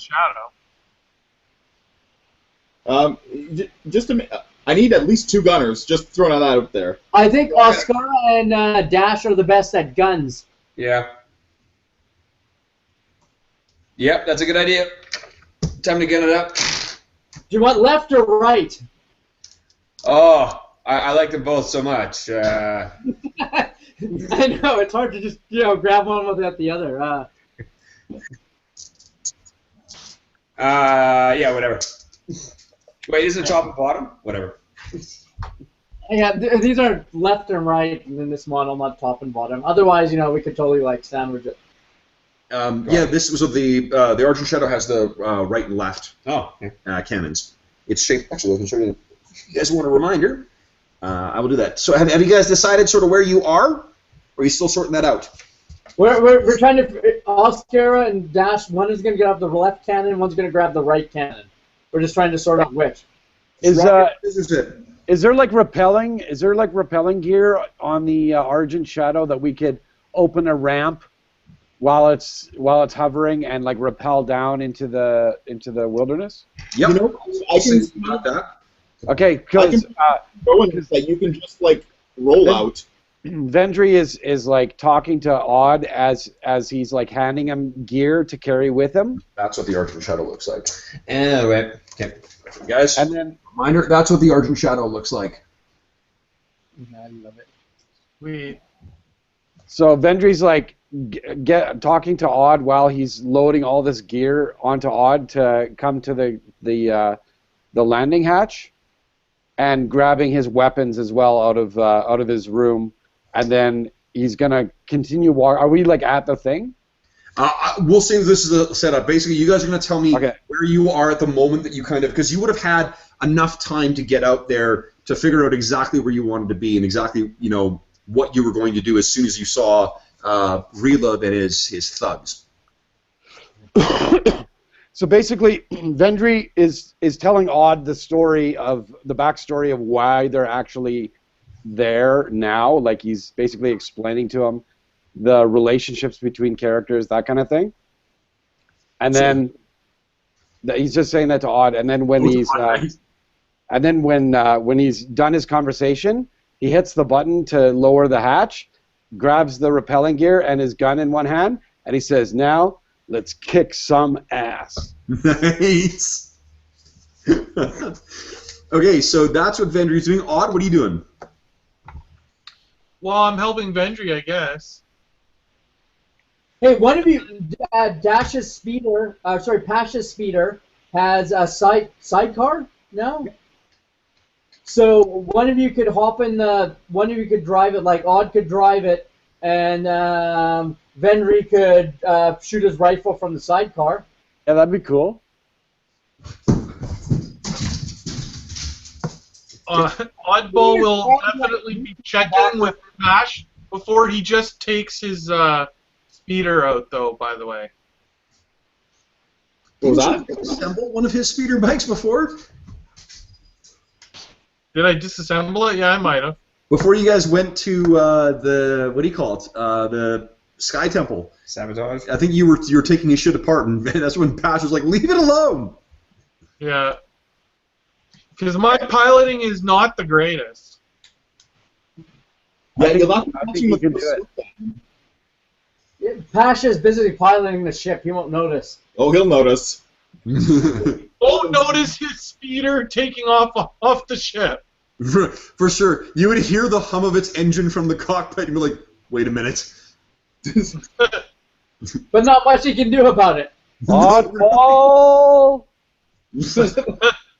Okay. So is that what Vendry and Oddball are doing? Is Oddball's driving the speeder bike and Vendry is going to be, literally riding kind of shotgun, I guess? Yep.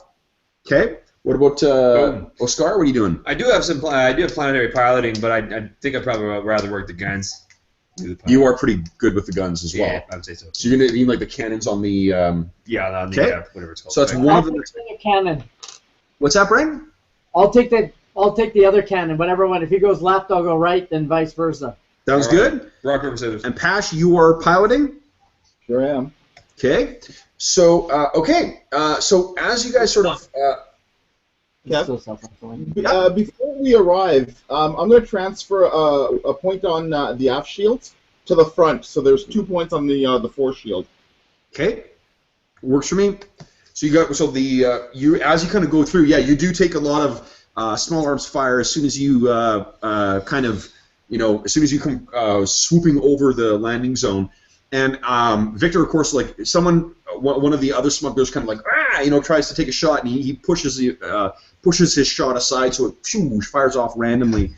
Whoa, honey, ouch, jeez, take it easy, sweetie. Fight cancel.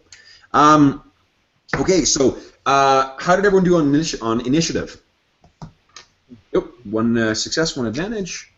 2 success, 1 advantage. 1 advantage. 2 success, 0 advantage. Okay. 1 advantage. Okay.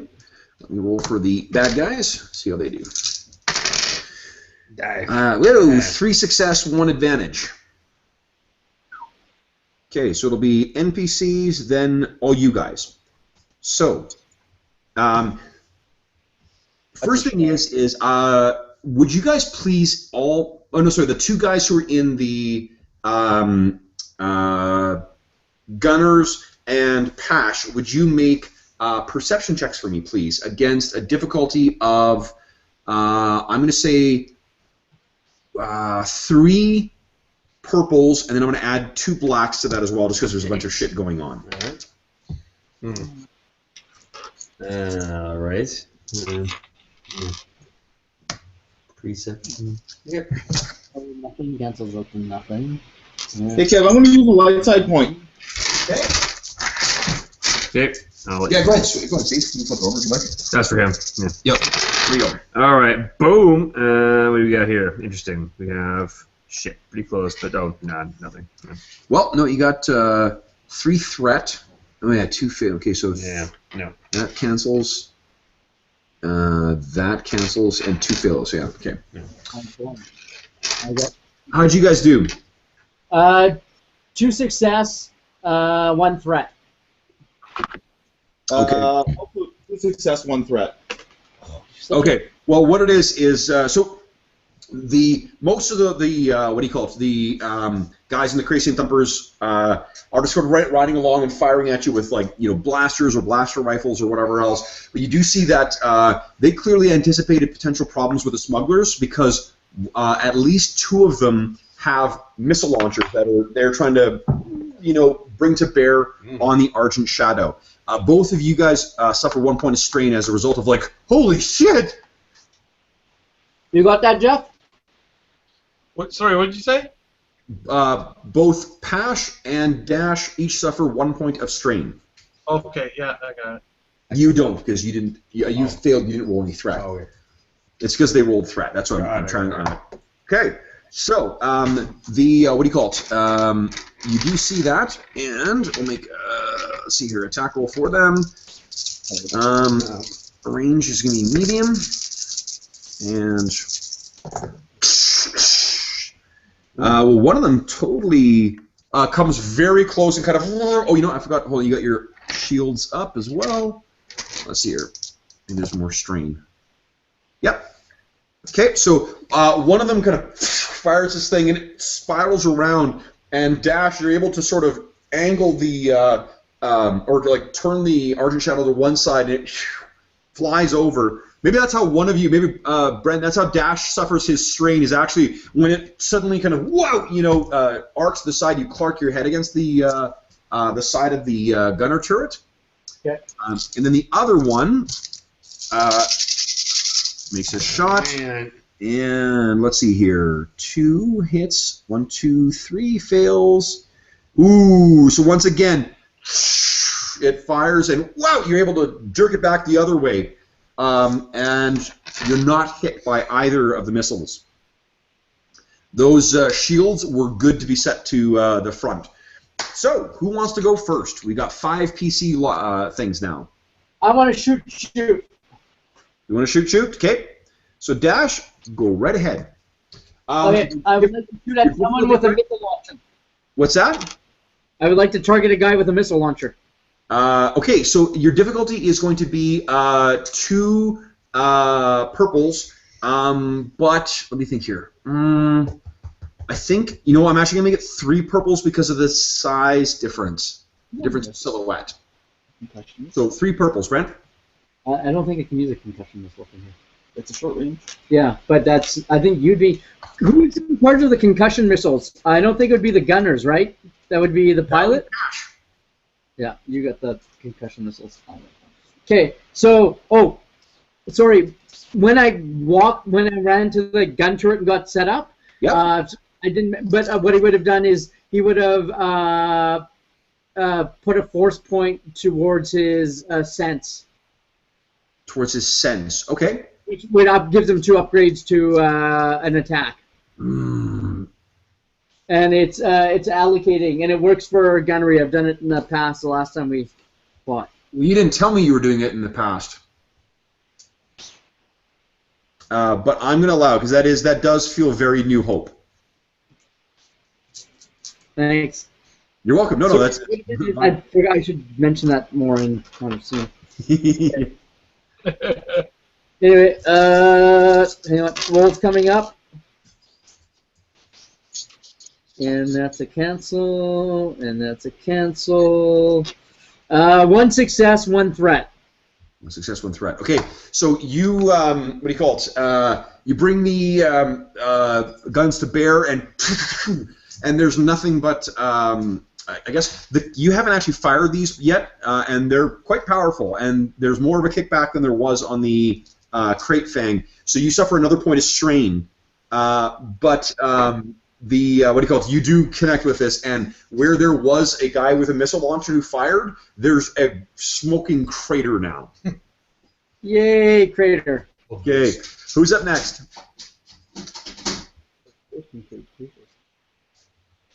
Go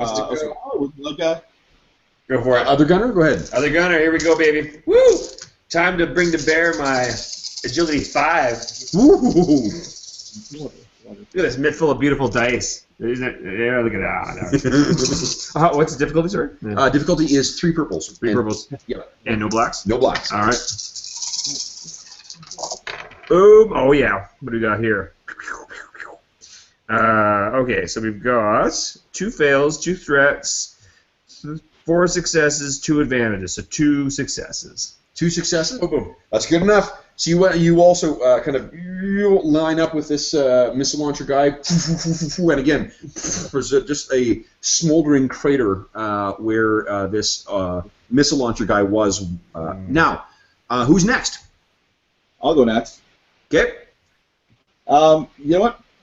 Pash will pull the Argent Shadow up into a huge barrel roll, and as the nose is pointed downwards, he's going to unleash a concussion missile.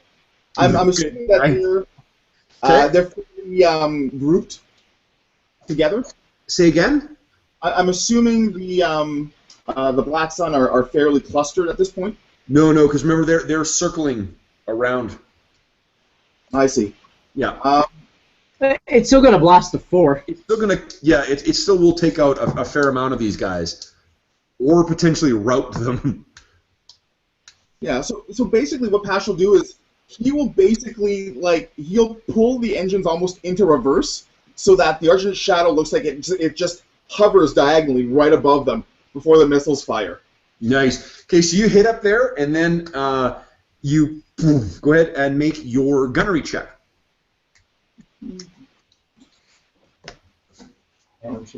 Difficulty will be same thing, 3 purples.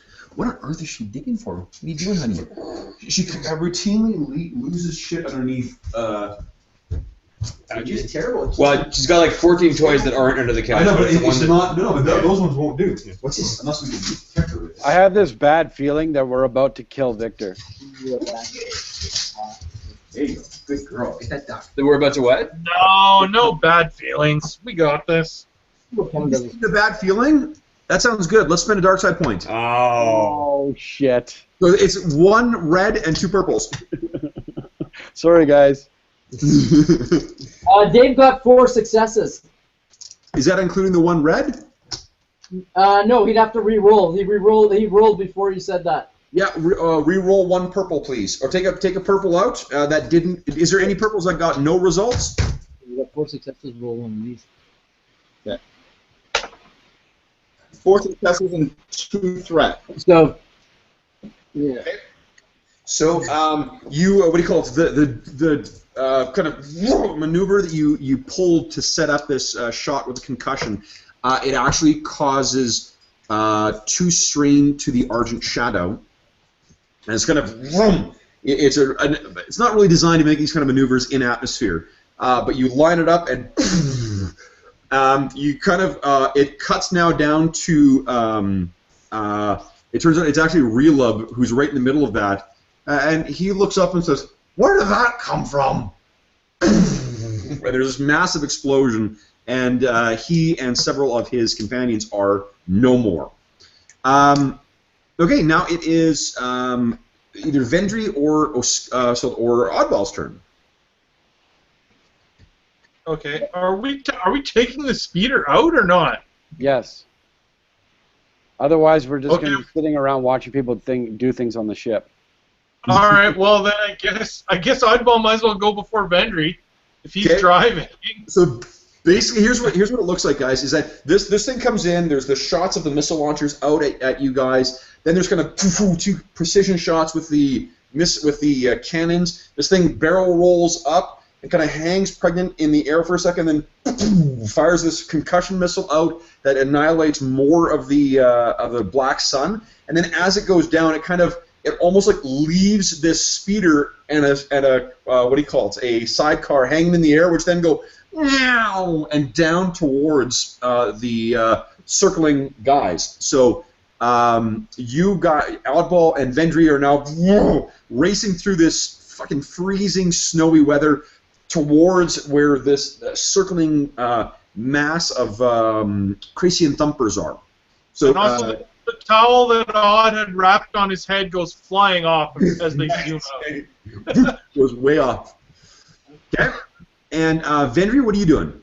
While it's going down from the ship to the ground, Vendry has like one hand on the part of the sidecar that's the edge, Yeah. and he's got his blaster carbine out with the other hand, and he's just like screaming while he fires at shots at the circling horde of guys.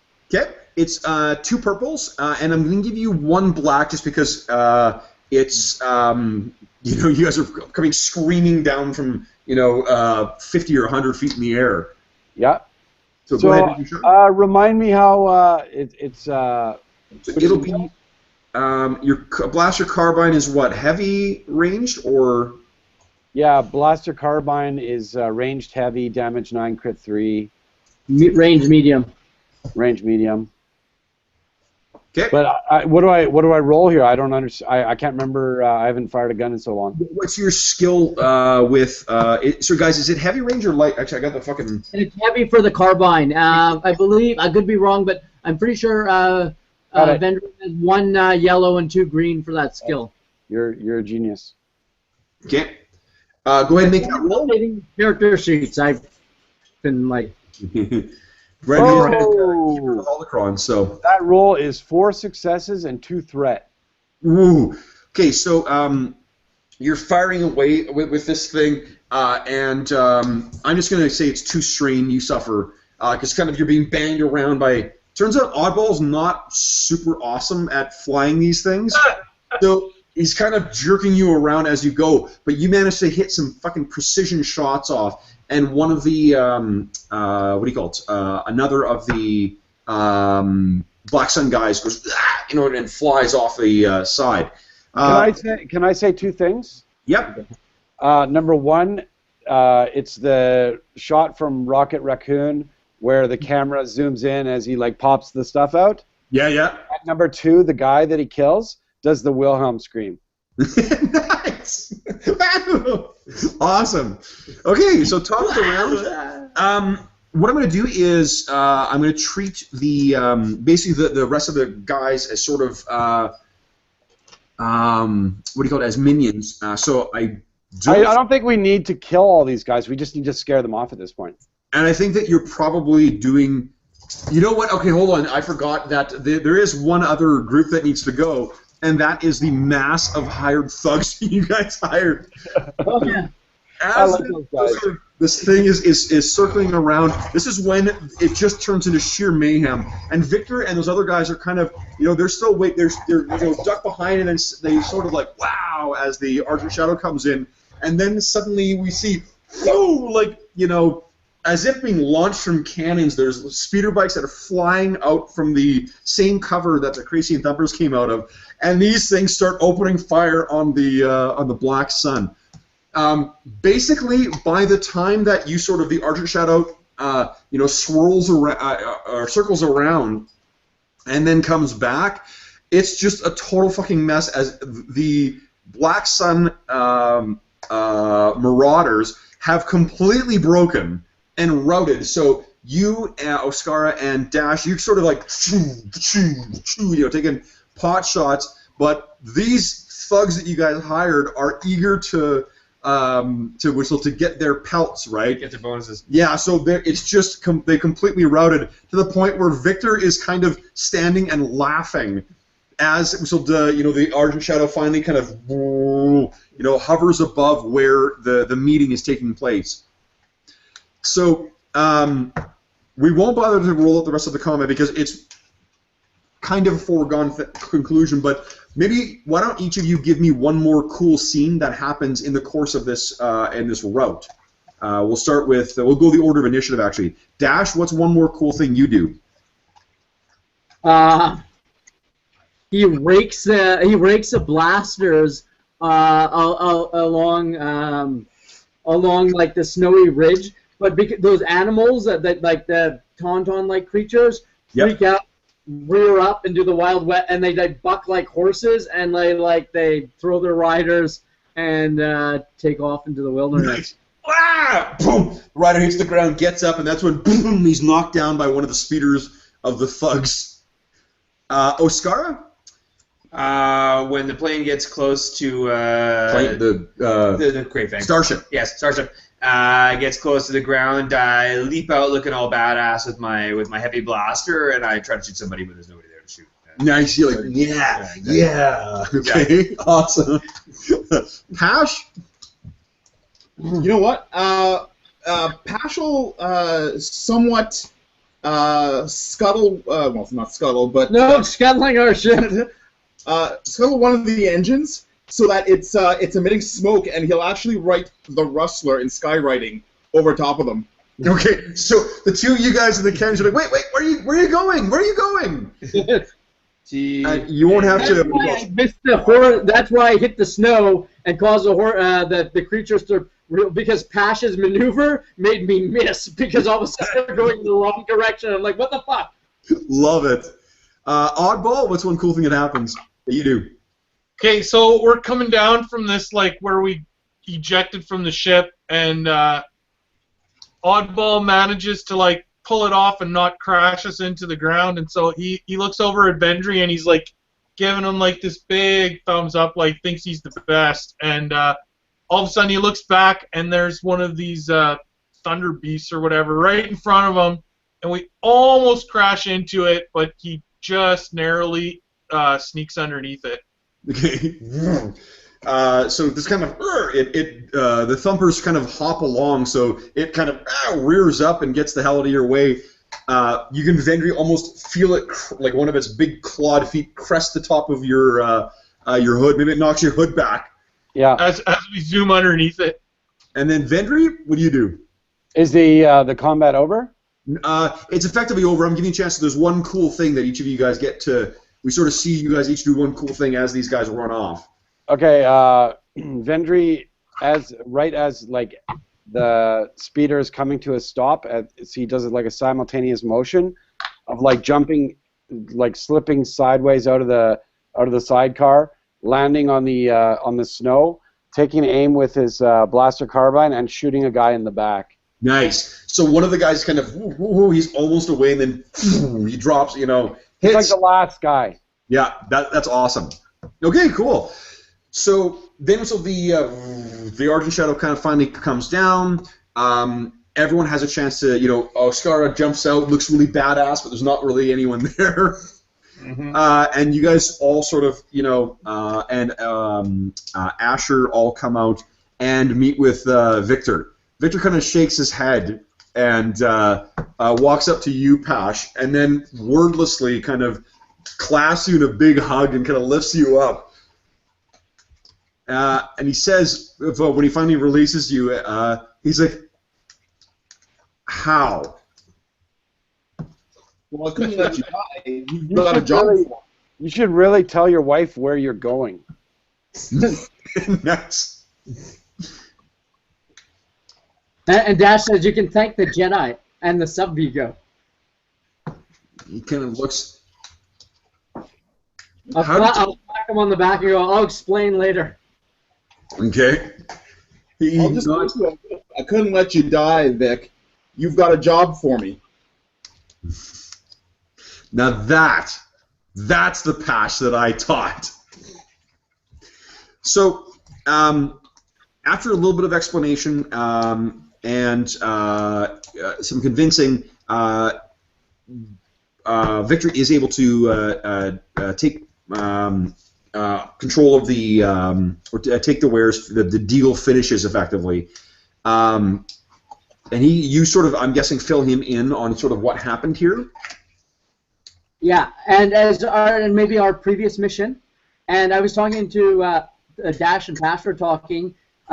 Victor may want to buy some of those codes from us. He might have a use for those in his operation.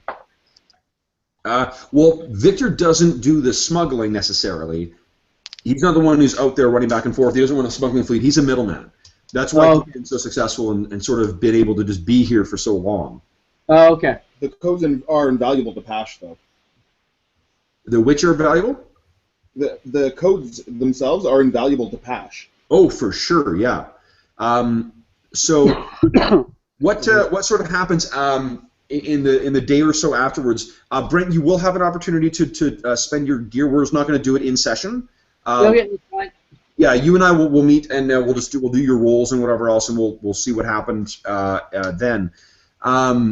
What do you call it? But what happens is sort of over the next day or so is you have an opportunity to sort of you explain to him what happened. You have an opportunity, and you've got the influence of Victor to try and spin Relub's death any way you want. So you've got, Relub and his sort of whatever guys do have contacts with Zhuvox. Is there anything you want to do to try and, I don't know, like explain or contextualize his death? I guess like the last that the Moff thought was that he had given the go-ahead to this. He may not be following up on it, but in the event that you want to, tie up that loose string, I'm giving you an opportunity to do that. I don't think I got an idea. Oddball has an idea. We could spin it that his death was, like, we could help to sell the idea that it was a double cross by the Hutts, the deal that he thought he had with the Moff, and that this guy, what was his name? Victor? Or Relub? No, Relub had also, like, was fooled by the Hutts and was, like, killed by them. You know what? I like that because it makes it sound like the Hutts are really trying to muscle in on Core-Fi. Right. Yeah, let me have to fake Victor. No, we don't. We have to fake what? No, but we're just selling it that, like, Relub had fallen for the same trick. He wasn't as smart as his boss, who figured out that it was the Hutt. Like, remember, he thought we were the Hutts trying to trick him. So we just sell that as that's what happened, but Relub was too stupid and fell for that and thought that he was dealing with the Moff and basically fell into a trap.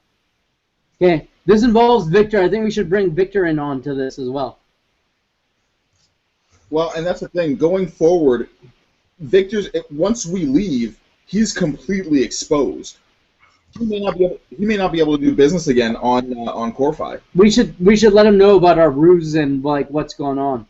Well, but that's why we're not selling it that it's Victor who killed him. It's the Hutts. Right. I know. I'm in general. I'm just saying we should let Victor know, and give Victor some input. Well, Victor is what his thought is that with like Relub was the one who seemed to carry the for whatever reason he carried the personal vendetta against Victor. With Relub gone, he's been dealing with the Black Sun for 20 years. Right. He doesn't think there's an issue. Yeah, like so he's been successful because he largely doesn't he doesn't piss off either the Hutts or the Black Sun or any other independent operator. He's just a middleman, and middlemen are entitled to their cut in the same way that anyone else is. Right. Plus, he's got great contacts with he's a guy who really does have the protection, or at least did at one point have the protection of the what do you call it, of the Corfi Corellian security. That may have changed now as a result of the deal that Relub made, but with Relub gone, who's really going to enforce it? Right. Right. You guys are the only ones who are aware that Relub approached the Moff in the first place. Right. So in theory, actually, I mean, you could, for a way, you could spin it and just put Victor back in the position he was, or improve it and put Victor in contact with the Imperials. The downside is if at some point the Moff sees through your ruse, that puts Victor in a bit of an exposed position. So you could just say, you know what I was asking for, ignore it. Or what Relub was asking for, I suppose. Yeah, maybe we'll do that, and I won't even, because it would be a loss of face to admit like failure or disorganization in the organization. Instead of having a face-to-face, I'll just send them a message. Okay, works for me. What do you call it? I'm assuming that you're keeping a copy of that mask that you've been using as well, in the event that it's necessary. We never throw out these masks. They're pretty, useful sometimes. Mm-hmm. Okay. The other offside, Victor is pretty grateful to you guys. So there's a scene where Victor calls you back, Pash, and he actually calls your whole crew. He says he's got, what do you call it? So in the span of the couple of days that you guys are there, Victor and Celine insist on having all of you guys over for a dinner. Celine insists that she'll make good, proper Corellian food. I'm sorry, I'm trying to remember here. Dash, did you, were you always like an orphan on the streets, effectively, or did you have a time with a family as well? I had a time with the family, and during my time with the family is when I met Pash, and then things went sideways.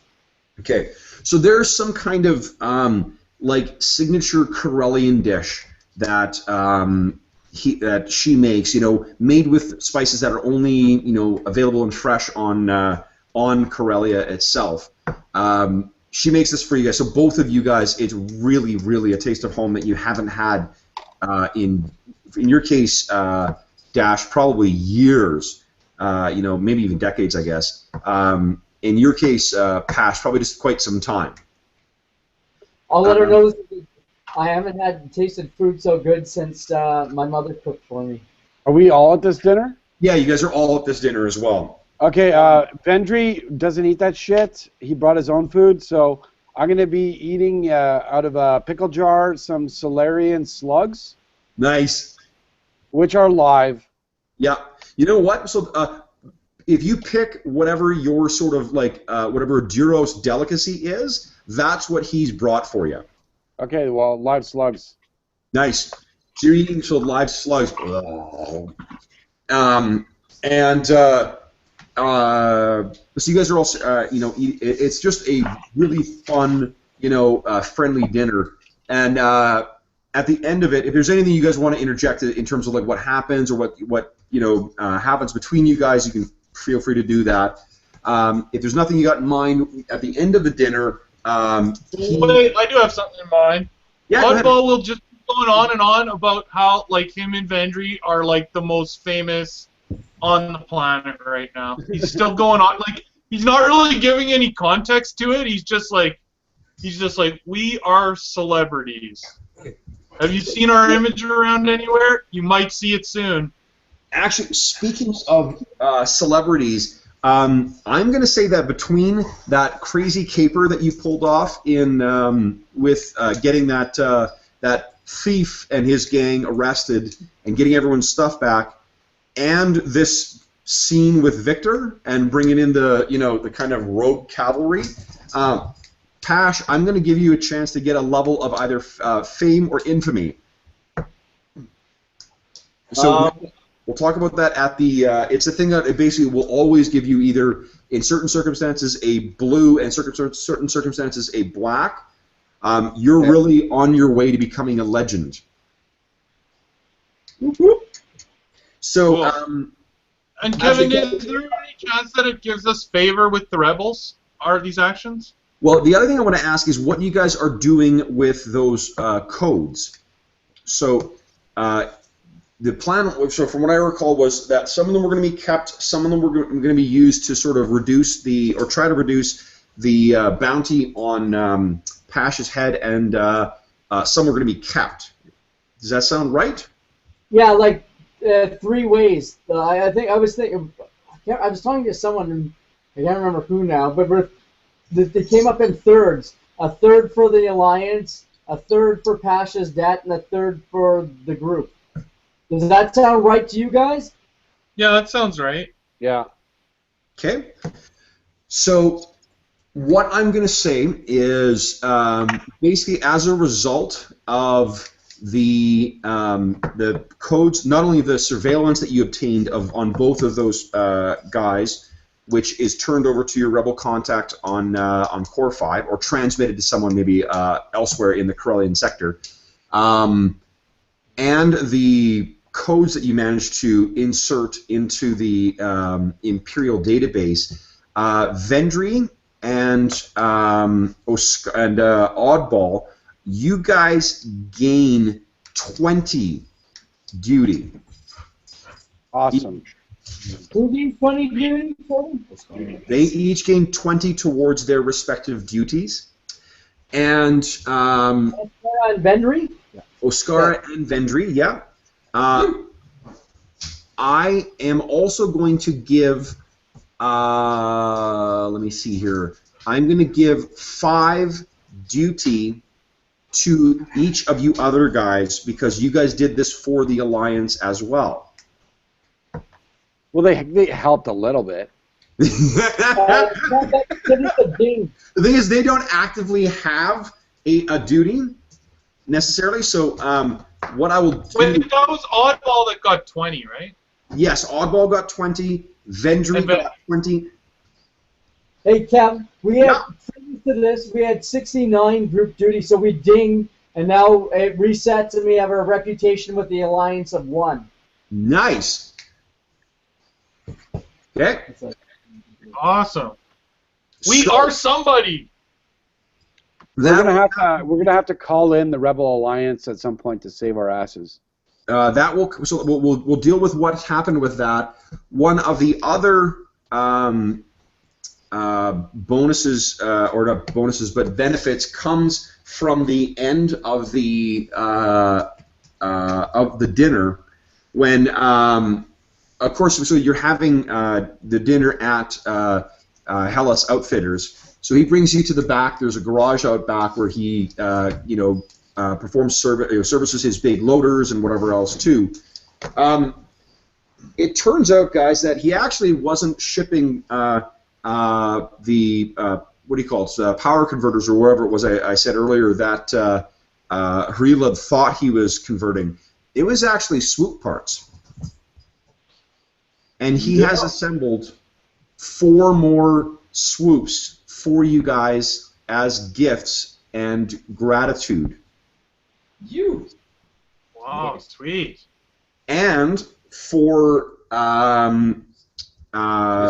what's his name? For Pash, he is giving you.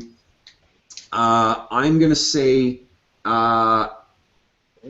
5,000 credits worth of parts to modify your swoop. Nice. Wow. Sweet. Nice. Soup that up. So Always helps to save someone's life. you can kind of picture that you guys are led out there, and Victor kind of says, and you guys look at the stuff, and they're, however you really want to picture them. I mean, like they're, there's probably like a chopper-like thing for Ostara, and there's a kind of a fast but not, inconspicuous one for Dash, and there is, what is the one that Vendry has? What does it look like? The speeder? Yeah. It's just jet black. Jet black, nice. And what does the one that Oddball have look like? It's like super boring, but Oddball thinks it's the best. Nice. Okay, so it's the most functional, practical-looking thing, but Yeah, like just super practical. awesome. Is Princess Leia like someone famous that people would know about? Absolutely. As like the leader of the rebels? Yeah, What's that? Leia now is known as a member of the Rebel Alliance, and she's the last surviving royal member, or sorry, member of the royal family of Alderaan. Okay. So like Oddball's like telling him like, Princess Leia is soon gonna know who we are, and like when I get to meet her, I'll tell her about your generosity. I was driving like the future Corolla. What's that, Brad? I'm saying Dodgeball. Sorry, Oddball was saying he was driving like it looked kind of normal. So I'm like, oh, like a Corolla. It's like a future Corolla. Yeah. Yeah. It's the Star Wars Nice. equivalent of a Corolla. Yeah. So okay. Oddball's going on about that for a bit. Okay. So, the other, let me think here. The other information that you guys obtained, you have a chance to talk to Victor about the job that he had in mind, Pash, and unfortunately, it's sort of a standing job offer. Like he'll find you. There's, in particular, since the last couple of days worth of time in Corfi, you will be significantly high in demand. Okay. Okay. So the downside is your obligation to the Hutts is, and I think Brent, you said I forgot to give scores for the two obligations, right? Yeah. Yeah. Mine's listed as 10, so 10 because you took an extra 10 points in character creation, but like you never set a starting amount. Oh, okay. Sorry, I never saw a starting point. Okay, so it would have been. I think it would have been about 15. So, so you would have been 25, but then it went down last session or a couple sessions ago when you succeeded against that dude by I think 5. So you're probably at 20 right now.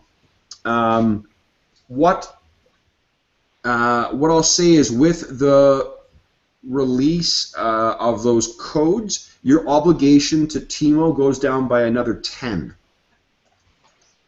So you're currently only rocking a 10 in your obligation, in the bounty that's on your head. man, what else is it gonna take? So, Brent, I know we're going to do the commerce thing. We'll do that off when it's not part of the session. Anything else you guys wish to shoot, there's another thing. So the job that I interrupted myself there. The job that you were that he contacted you about, it's sort of like, look, we can get you smuggling right away, but you do have this, it's not going to be to Femus. Femus is like really, it's a forbidden, it's a planet that's supposed to have a blockade around it, so it's clearly not going to be, that will be the place that you're going to go to. So if you're planning to go to Femus, Victor's sort of advice is that, look, if you've got stuff to do, I'm not going to question it. I know your priorities are in the right, in the right place, or your priorities are correct now. Once you finish up, and maybe these rebel types, maybe they're not so bad. When you finish what you got to do, the work will be there for you. Also, while you were speaking, so while you were on Corfi, I'm not player-wise. I'm reminding you, but remember you found that the thing you stole from Balco way back when, the thing that ended up being the homing beacon. So it gives you a little bit more information about Isotech. So Isotech is the organized. Remember, that's the one that the corporation that the message apparently was intended for, or at least the former sort of head of Isotech. The message was for a guy named Ropok, R-O-P-O-K. Ropok founded Isotech along with some backers and whatnot, and it's essentially a legitimate company, but is basically kind of like the Outer Rim's equivalent of like Blast Tech or something like that. They supply arms and stuff like that. He has, unfortunately, Ropok has passed away, but his two children, whose names are Riam and Shira. Riam is a boy, Shira is a girl. They have assumed control of Isotech and continue to run it, just as their father had. Are they children and they're doing this? What's that, Brent? Or sorry, Cork? Are they children and they're doing this? No, they're adults now. Like their father founded this near the end of the Clone Wars, like 19 or 20 years ago now. Isotech has its main office in a place called the Wheel. The Wheel is a giant space station located in the Besh Gorgon system in the Mid-Rim region. It's a massive station that hosts roughly 300,000 sentients on it, and all sorts of stuff. Like you could basically anything you could conceivably want can be obtained there. And Isotech has its main office or main headquarters located there. I heard they had a really bad quarter. If they, I'll ask Victor if he knows anything about Relhar Sol or the Salanior ship. The Sanalior? The Sanalior was, you know, how forthright are you with Victor as to what you think you found? You know what? I have complete trust in Victor, so I'm like, I'll let him know everything. Awesome. Okay, and just as a reminder, that's what Captain Rel Halsor looks like. Oh, I'm not sure if I showed you guys before, actually, but so what? I mean, obviously, he's a legendary, captain. One of the last great separatists, admirals or captains or at least Navy commanders, who goes missing with the last treasure ship of the Separatist Alliance. He knows. I mean, every smuggler and pirate and bandit worth their salt has heard about this. If you spend any time in any cantina anywhere, you hear about the legend of the San Alior. Does Victor have any idea about what the best way to approach Isotech would be? I mean, is it going through Shira and Riam? Is it what is his take on this this whole situation? He's not sure, but he could sort of ask around for you in the interim. It's a sort of thing where he could. They're not. I mean, Victor has heard of these people, and he probably has friends in law, or friends in common who could, give information about it. But they're not so notorious that he can just, pick up the phone and ask somebody about it. But he can find that out for you.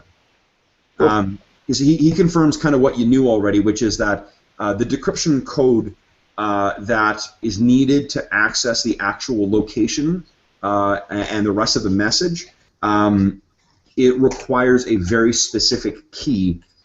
Without it, it's kind of impossible to, access this thing without actually destroying the data. It's probably why, Balco and whoever had it beforehand never really did anything with it. And where would one go to get that decryption code? From Isotech. Yeah, Rapak probably had it, and if he's dead, either it's gone and there's no way of accessing it, or maybe one of his children can access it. I see. So, let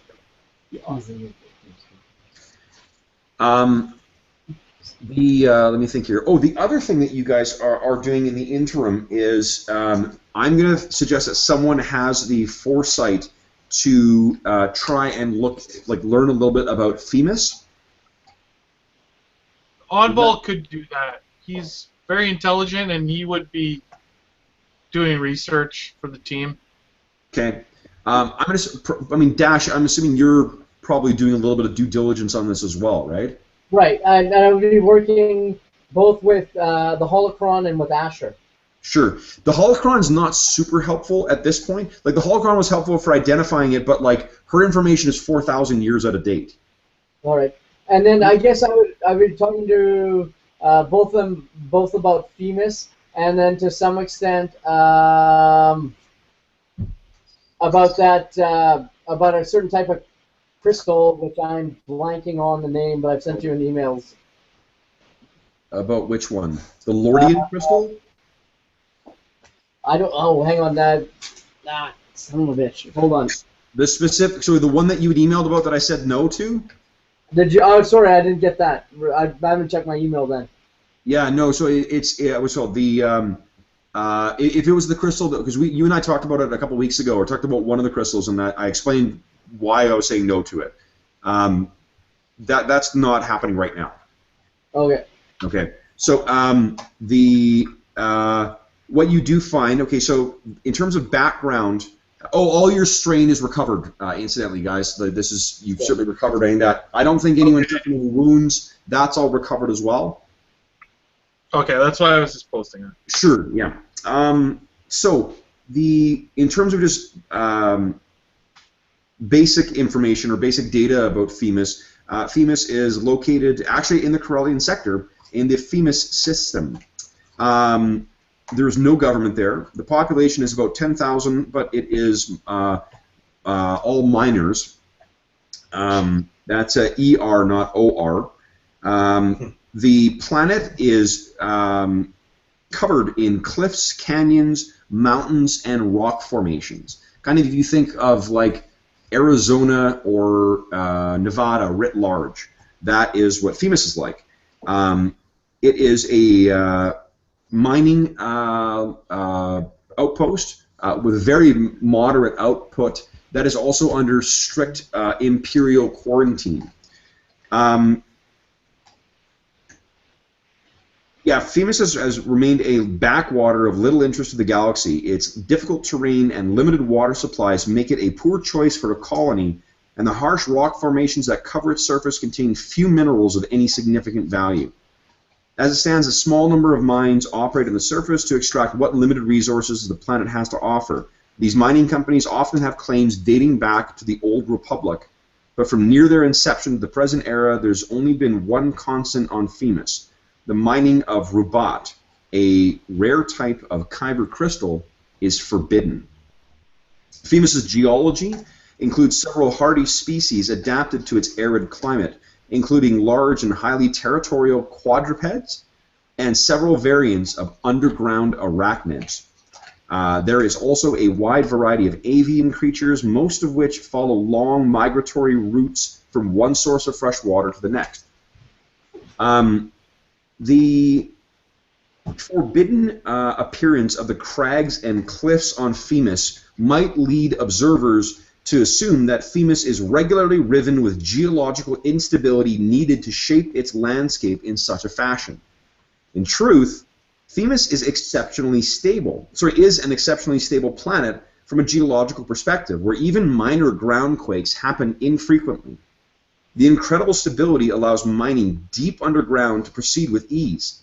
However, no planet is entirely free of tectonic activity, and when Femus does suffer from tremors and groundquakes, it does so on a massive scale that can completely reshape much of its surface, if not farther apart.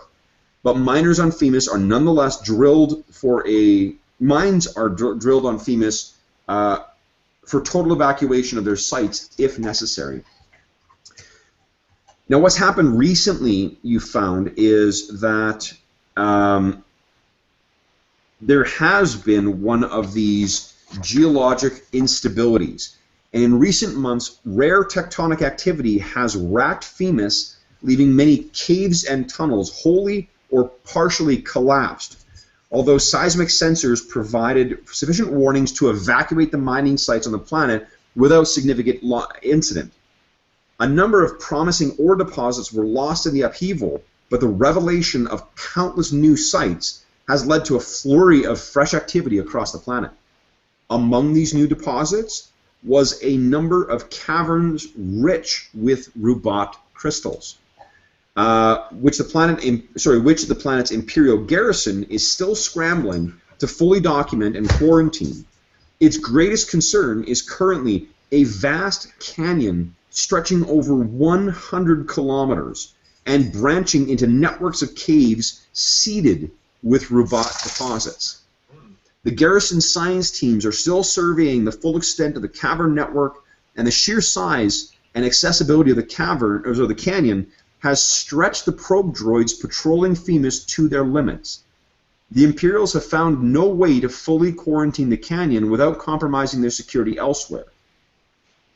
So, while the Emperor is certain to divert more troops and material to Femus soon, cure this breach in the planet's surveillance, until those troops arrive, there is no better time to gather the first rubat harvest in centuries.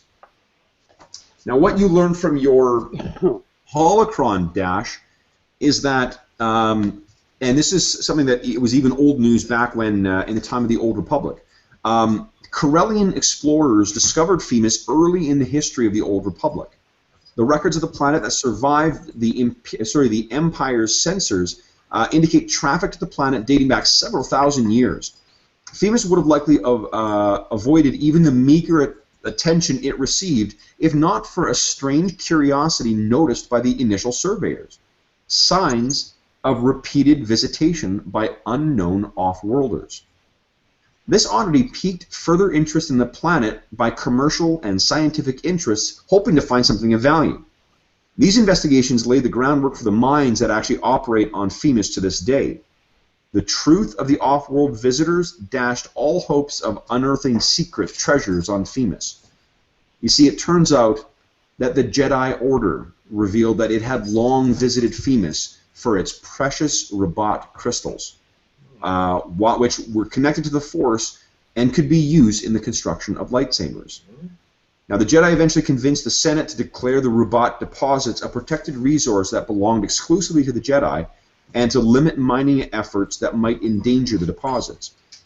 Now, while the Jedi Order, for other reasons, eventually turned to the world of Ilum as a near-exclusive source for lightsaber crystals, the legislation protecting the Kyber crystals of Femus remained on the books for centuries up until the point of the Senate's dissolution early last year.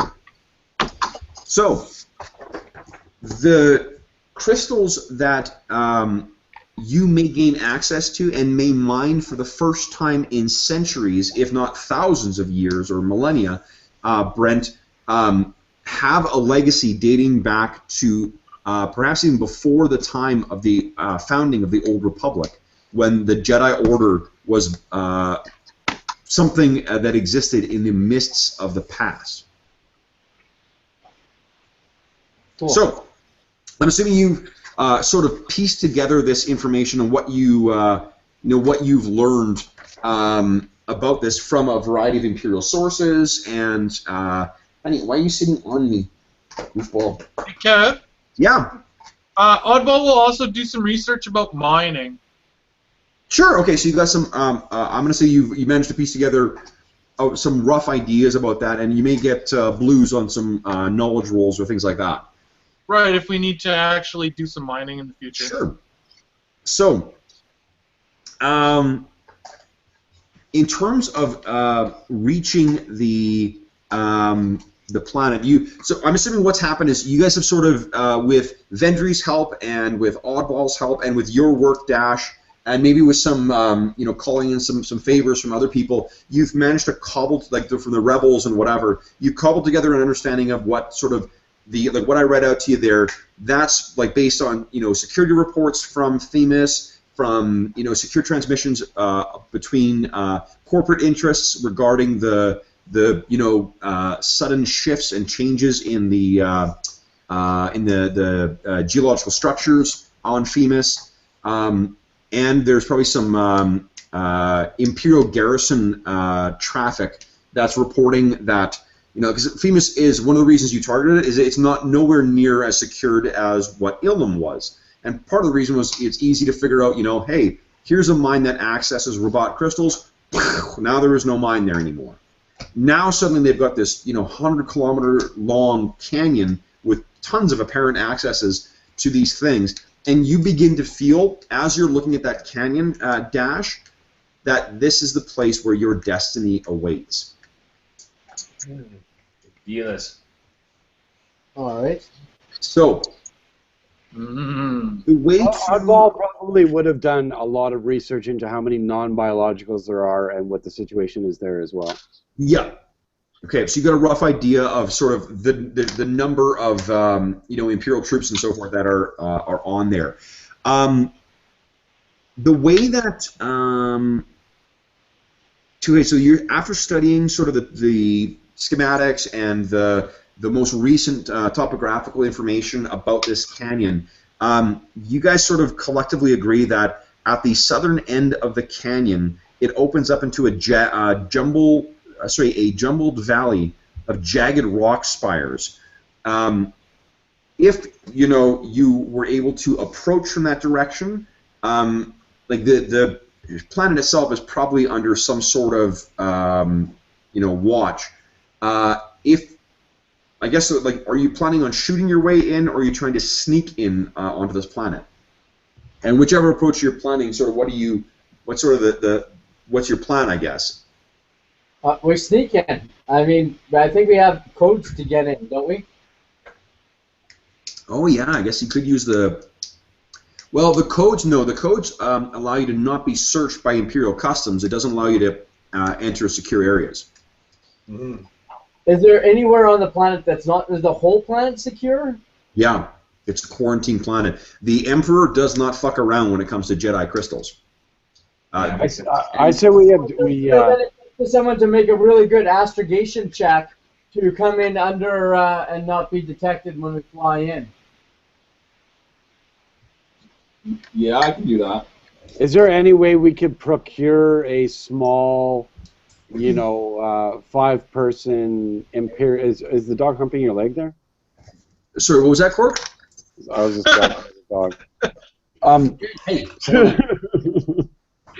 So, anyways, no, I'm saying we get a small cargo vessel that the Imperial works with. They probably have subcontractors or something, and we go in with that ship. Okay. So maybe we could rent a truck. What's that, Brent?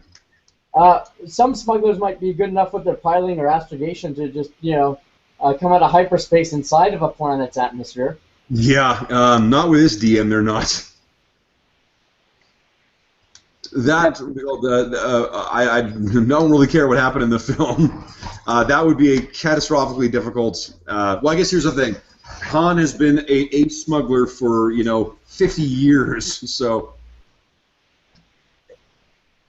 I'm not saying, Pash, that you couldn't get there someday. I don't think we should do it. That's hurtful. No, I think that's a crazy idea. He's going to start adding dark side points.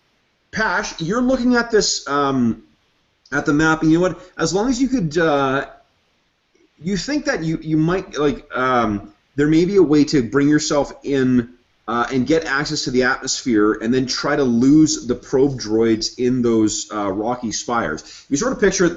There's the canyon itself, kind of cuts its way across the surface of Themis, and at the southern end of it sort of spills out into these jagged rocky kind of canyons. If you could get yourself in there and navigate through it, you could probably, even if there was attention that you drew from the probe droids, you may be able to lose them. Oh, Patch is willing to give it a shot. Okay. Patch it up. So, in terms of when you get there, then, what you know, Brent, and forgive me if I'm repeating something you probably already suspect, but while everyone can, assist you and travel with you and whatever else for part of going onto Femus and whatnot, the pursuit of a crystal and the connection that a Jedi needs to make with the crystal destined for its lightsaber is a personal thing. So you will need to, that is something you will need to do on your own. There's plenty of crystals in the canyon, dude. If you're talking to Brent, he's taking a dump right now, so. Awesome. Why don't we take a cue from our Jedi, and I'm just going to grab some more water. If anyone else needs to grab water or take a bathroom break or something like that, let's just take... You want to pause the recording for a minute, Kev? No, it's No, really you're good. If we pause, unfortunately, it'll just we'll shut down and start a new one. Break. Okay. They got Emmy to entertain them, huh? That's right. Yes. Oh, big sigh. She calms down a lot when I've got her by the collar there. Yeah. Settle down. Don't be a jerk. She doesn't fight the collar. Don't be a jerk. No, she's pretty good with that. Well, sometimes. Yes. Hey, sweetie pie, calm down. See, you want anything or more water? I think you're pretty good, man. Thank you. You're such a cutie. You're such a cutie. Yes, you're like, let go of my collar. I want to have your leg, but let go of my collar. Emmy, Are you going to help my leg? don't be a jerk, Emmy. Don't be a jerk. Sweetie, what's up? What's up, man? What's up? Get your water. Want some water? So we're saying, points. You now take the diplomatic Alright. and see how many hero bits you can take. You know what, you guys all have those speeder bikes now, too. So, That's right. I've got pretty good priority. I can when there's... work around. I'm going to say that Victor probably gave you enough to sort of modify that hangar to accommodate for them as well. All right. Oh,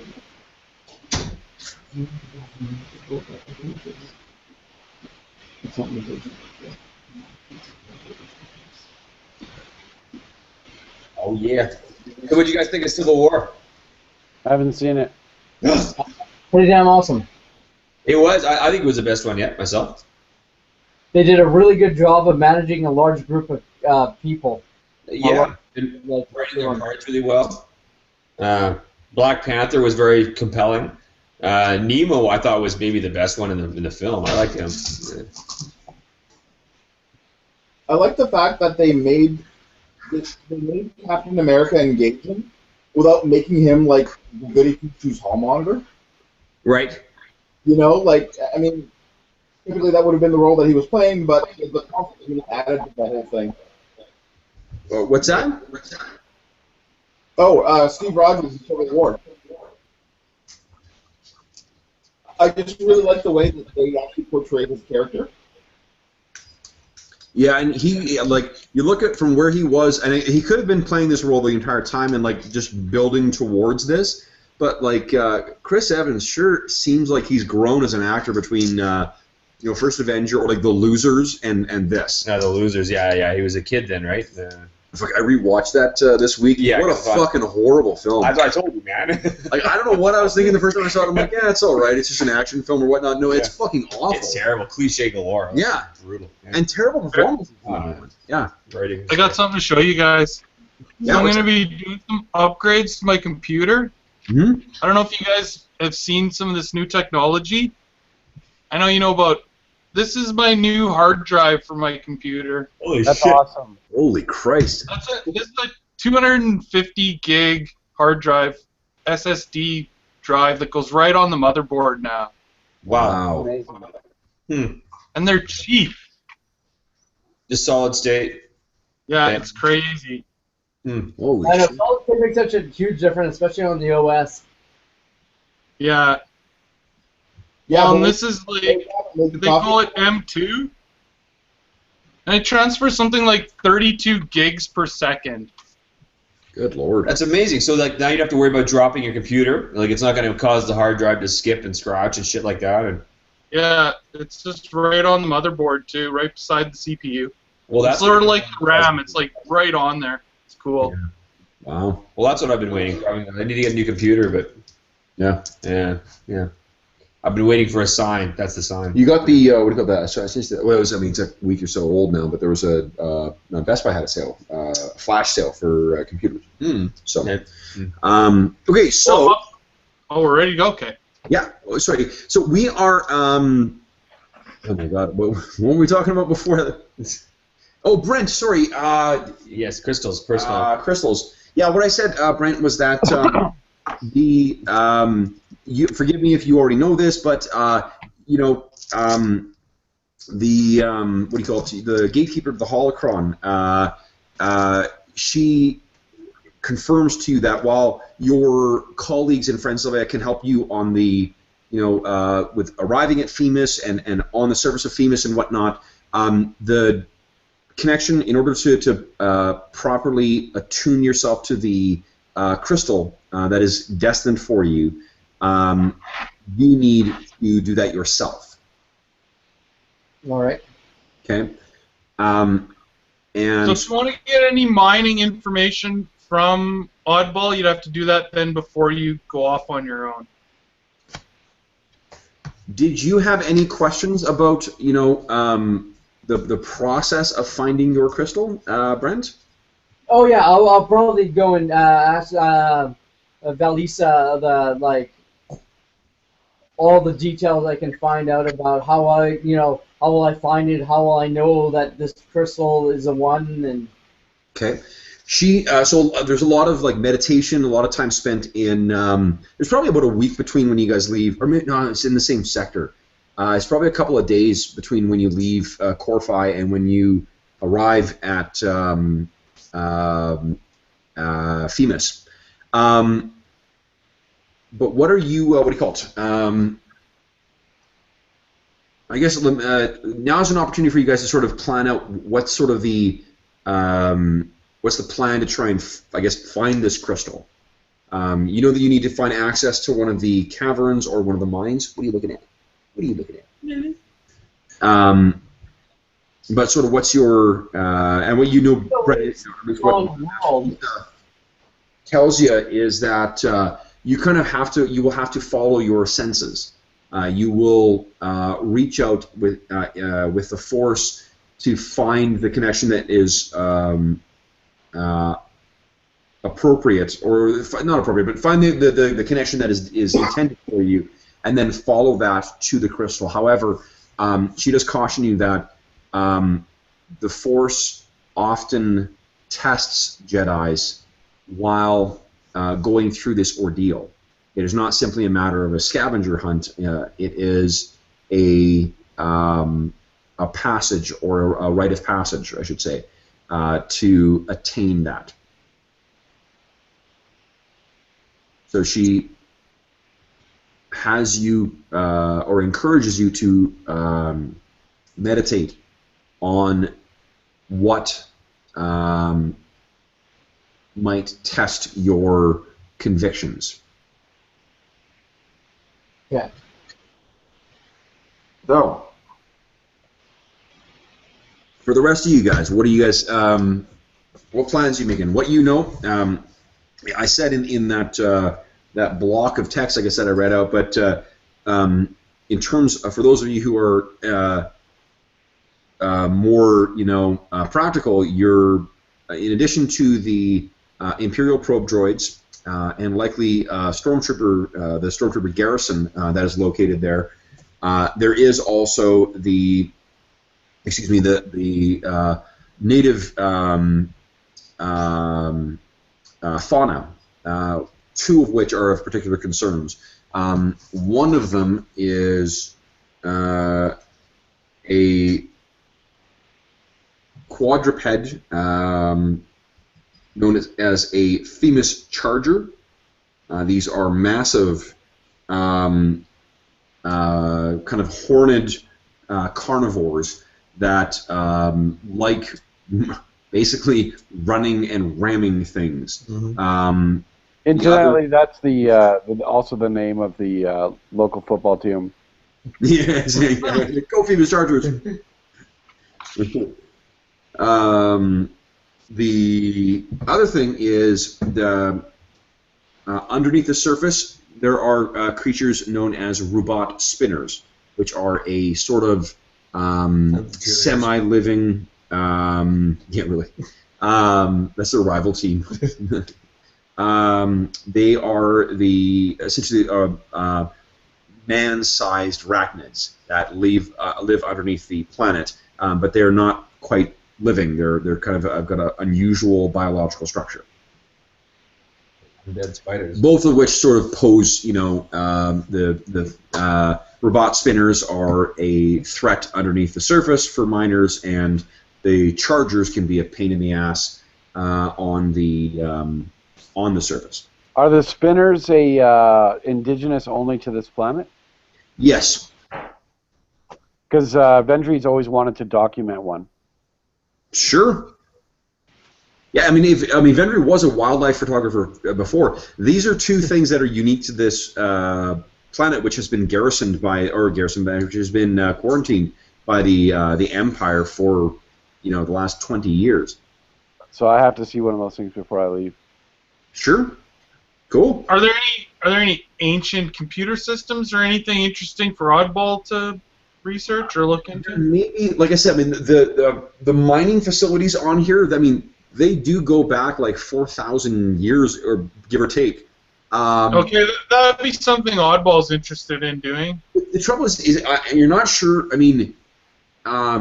Technology in Star Wars doesn't advance at a particularly meaningful rate, and mining is one of those practical activities where when something breaks down, you just replace it, right? So the likelihood of coming across that kind of thing is probably fairly low, and the likelihood of finding something that you've come across that is no longer functioning, that's not true. You know what? It's possible that that's there, and if that's something that does interest Vendry, then absolutely. Not Vendry. No, Vendry. Sorry. It's just something for him to do. Like he really doesn't care about the wizard gems. He's not really looking for a wizard gem, so he's just gonna do his own thing. Brent is so how much of this does Dash share with the rest of the crew? Like, is he sort of, explaining what needs to happen here? Yeah, he would. It would totally facilitate stuff. Whether they believe his mystical, explanation or not, that's up to them. What is his explanation, Brent? How does Dash sort of present this to the? Because really, at this point, this is sort of his mission. So how is he sort of presenting this to the rest of the crew? Very matter-of-factly. It may come up as religious mumbo-jumbo to the rest, but it's just a very matter-of-fact, practical, Okay, so Brent, what I'm asking you is, specifically, how are you doing that? Oh, okay, you want me to role-play it out? Yeah, please. All right. One question for you before I go into the do we need any kind of can we breathe down there? Do we need any kind of apparatus, or is it just descend? You do actually learn a little bit about that, and that's through the work that Oddball has done for you. There are pockets in any mine where you can come across toxic gas. However, the rebreathers that you guys had purchased before arriving at Ariadu, remember how smog covered it was? Yeah. That will be, so those will likely suffice in the event that you are exposed to that stuff. Okay. Okay, so You can kind of picture you guys are around the big, table, and your whatever information you need to call up is sort of up there on the hollow thing in the middle of the conference table. I've got a really cool picture of that to share with you guys. I found online, but anyway, so Dash gathers you all and says, basically, this is partly we're going for the crystal, but and I'm finding the crystal, but partly it's a test for me. The Force will test me. In part, I will look for and find the crystal, but it will also choose me. What do you guys make of that? Ventree just the Force presents in sort of to determine that I'm worthy of it. So it's straightforward as it may appear. And I can't provide details, but there will be unforeseen challenges. It won't be simply grabbing a crystal from underground. Vision Quest. Sorry, Cork, you were trying to say something? No, I kind of answered my question. Okay. Oddball is totally backing him up. Okay, and I apologize for not being able to provide more detail, but it's something more that I can feel than something I can tell. And I will feel more on the situation as it progresses. Oddball saying things like, these wizards are real, I've seen the Black Wizard, and he's saying, like, you know, Dash, if you can make yourself into a white wizard, we need a white wizard on our team. Thank you. Thank you all. I'm more than happy to help you find your special gem. Hey, Kev. Yeah. What's market value for these crystals? It's tough to say. I mean, these are technically illegal, and really the only likely market for these things would actually be Jedi, so not huge. What else is valuable on the planet? Not really much of anything. That's why there's only 10,000 souls on an entire planet. There may be some, like the other ores and stuff like that are being mined. Remember, it's the Rubat crystals themselves that are actually illegal. Otherwise, there's just mining operations that just continue to operate really largely because they cost very little to maintain and to keep going. I hear they have some nice trees, and Dash might be able to make a small fortune in lumber with enough time. I could shoot down some trees. First thing you need is actual trees on this planet. It's largely desert. Yeah, remember, desert planet. Oh, I know. So, someone wants sand. Someone somewhere wants sand. I'm Twi'lek. I love the sand. I'll get some tanning done while you're looking. Actually, this planet is the more you hear about it does sound an awful lot like Ryloth. Like the surface of Ryloth is whipped by 100-kilometer-an-hour winds, and most of the Twi'leks themselves live in the canyons or canyons or underground cities on Ryloth. So this is actually, it's like home. Yeah, it seems it's. I'll take a little R&R. A hell of a lot better than what the weather on Corfi was like. Right. Good lord. Not my style. Not your style at all. No, you're built for more arid climes. Okay, so what is sort of the plan then, guys? Are you going to try to set down in that try and sneak onto the planet? I think that's our best bet, but we need a way of sneaking onto the planet. Maybe you. I think, Pash, you can actually. You think that you're looking at the sort of the amount of patrols that are sort of watching orbit. And you know what? Like there's what you've sort of heard about. Their net being spread too thin. You're pretty sure you can get as long as you time your drop out of hyperspace properly, and you get your approach vector right, you could get yourself down into orbit without ever being spotted. It's just a matter of avoiding the probe droids that are scouring the surface. But even them, they're still spread pretty pretty thin. So you're pretty confident you could do it. All right. I mean, everyone's heard you say that you're pretty confident. I'm not sure there's ever been a situation where Pash has said, no, that's beyond my capability, so... That's never happened. That would be a dropping experience. So you guys can feel free to take his suggestion with a grain of salt, but that is what he's claiming.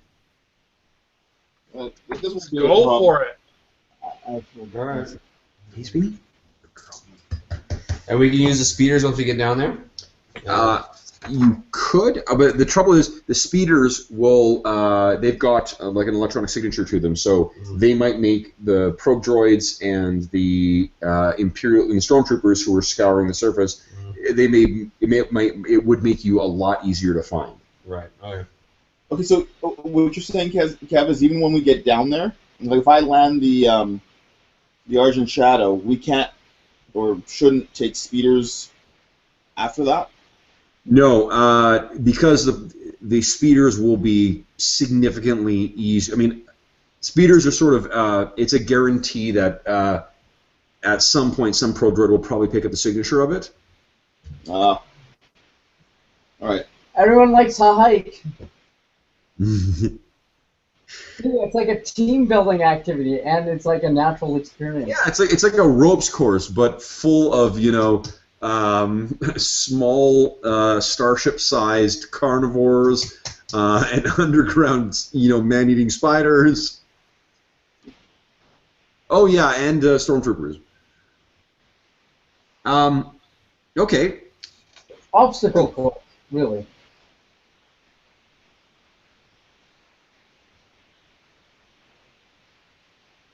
So, anything else you guys need to accomplish in orbit, or can we get to the arrival on Femus? Can we sort of map out where we're trying to land from orbit, so we have like a decent know exactly the area. Pash has a perfect. What he's going to do is going to get you down into the onto the surface. He's going to duck down into those rocky canyons, weave his way through them until there's a fairly good both landing zone and hiding place for the Argent Shadow, which then will allow you to relatively easily access the southern entrance to the canyon. All right, that sounds good. And remember, you are driving a Jedi relic. You do not smash it into the canyons. I think Pash is pretty attached to the ship as well. Yeah, you don't really have to tell him twice. He's bucking that thing with a diaper every chance he gets. Okay. So, what I would check here. Oh, this is the one I used the most. So, what happens is what's called. You guys drop out of hyperspace in the Femus system, and it doesn't appear that you guys are detected right away. So the ship quickly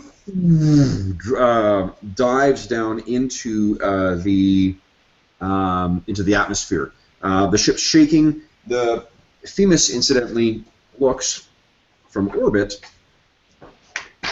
Yes. Like a bit like Mars. Yeah, really. Guys. Cool.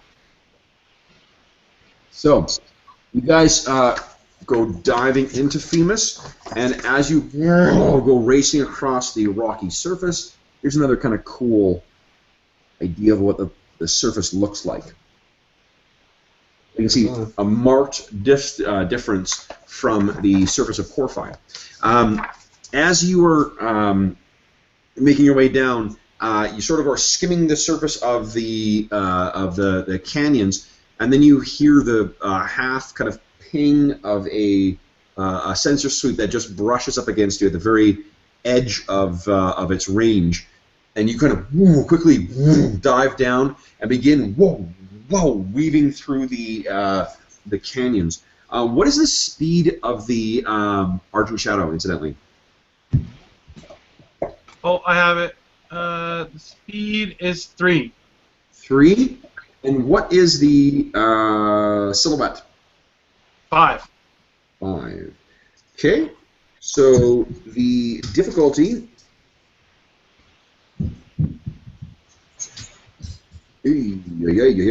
is actually 3 reds. All right. Okay. And there would be 2 blacks with that as well, but I think you've got an ability to ignore that. Yeah. Yeah. Okay. Can you use a force point to downgrade one of the dice? No. I'll let you do it in this case if you want. 3 reds is an awful lot. Let's look at it in despair in the face. Dave, do you want to spend a light side point to downgrade that to 2 reds and 1 purple? Yeah, I might as well. I mean, I've got 4 yellows in this, but... Okay. So, 4 yellows, holy shit. So it is now 4 dark side points, 3 light side points. So, yeah, go ahead and make your roll.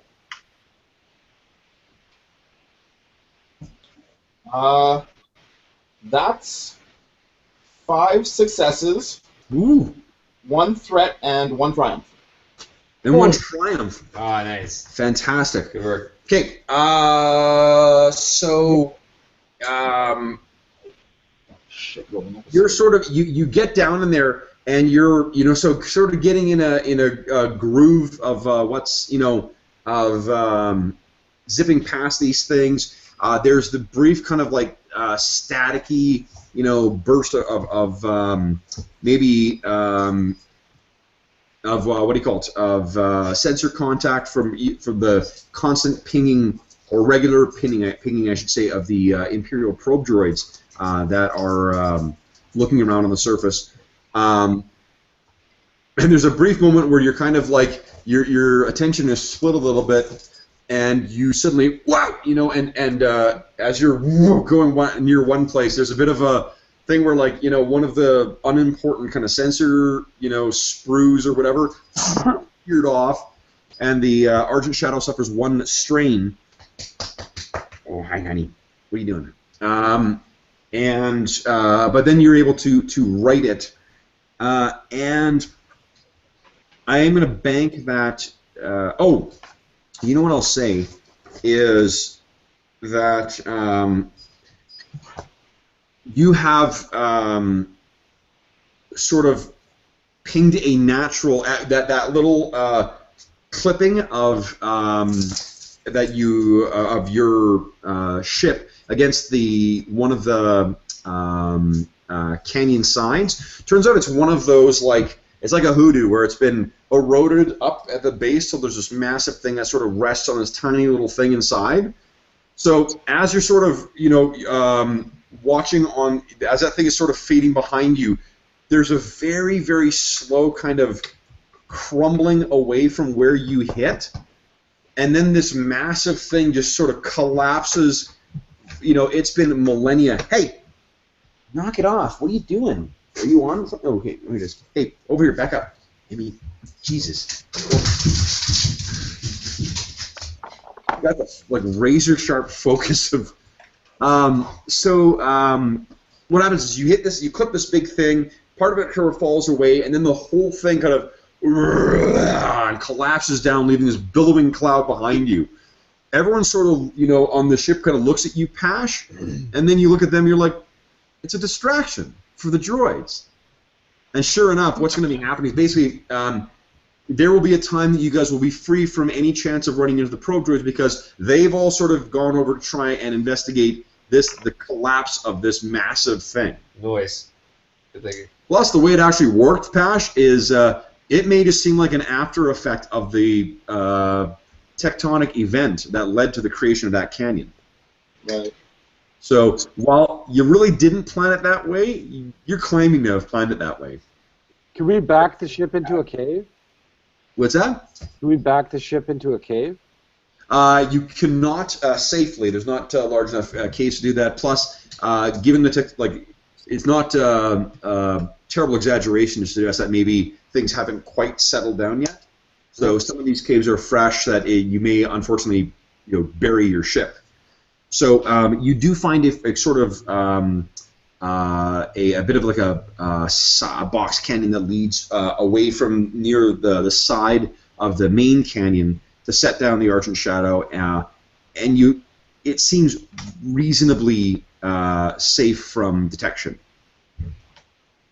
So, what are you guys doing? When you lower the ramp, there's a blast of hot, dry air that hits you. You actually feel like, home. So much better than where you were before. The rest of you guys think, good God, this is hot. Except for Oddball. Well, even Oddball, like, ooh, this will strain the old servos.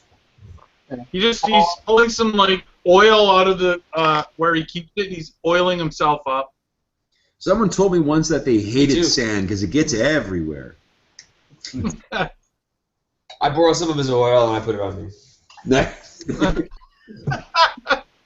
This will get me a nice tan. Okay. Oddball like totally looks at Dash like, this is your show, man. Dash walks down. He walks into the sand and then focuses himself and maybe sits cross-legged in a meditative position and tries to like figure out or just let his senses extend his senses. Okay. And if that doesn't work, he'll just freaking wander. Yeah, I think that probably the way that Master Issa has, it's not like a divining rod. Like you're gonna kind of know it when you see it. Yeah. Okay. So when that doesn't work, he's like, I'm not gonna let anyone know this, and he'll just start walking. Are you not going to take the first one you find? Vendry's. If this guy's going to be, I'm fucking you're kind of crystal, man. Like really. The right crystal will find me. We just gotta keep walking till it does. Yeah. And it's like Vendry's walking along and picking up rocks off the ground and going, "Is this it?" No shit. No joke, Cork. That was exactly the joke I was just gonna make. High five. Oh, that's great.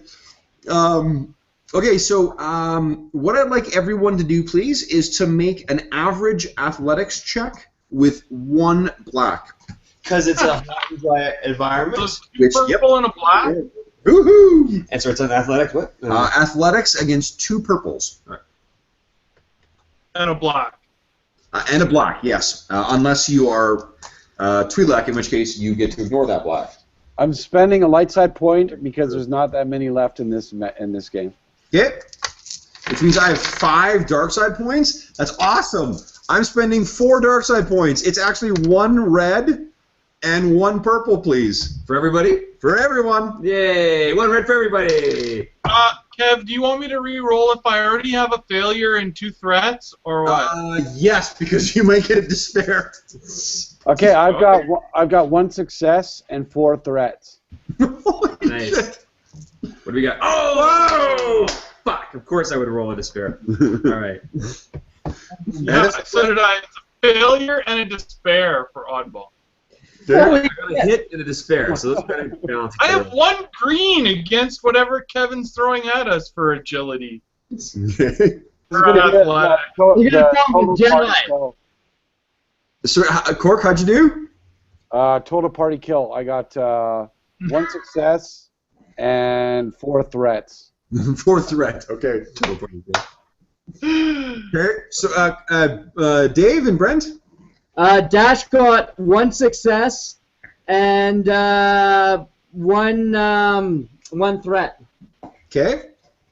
And Pash? 1 success and 2 threat.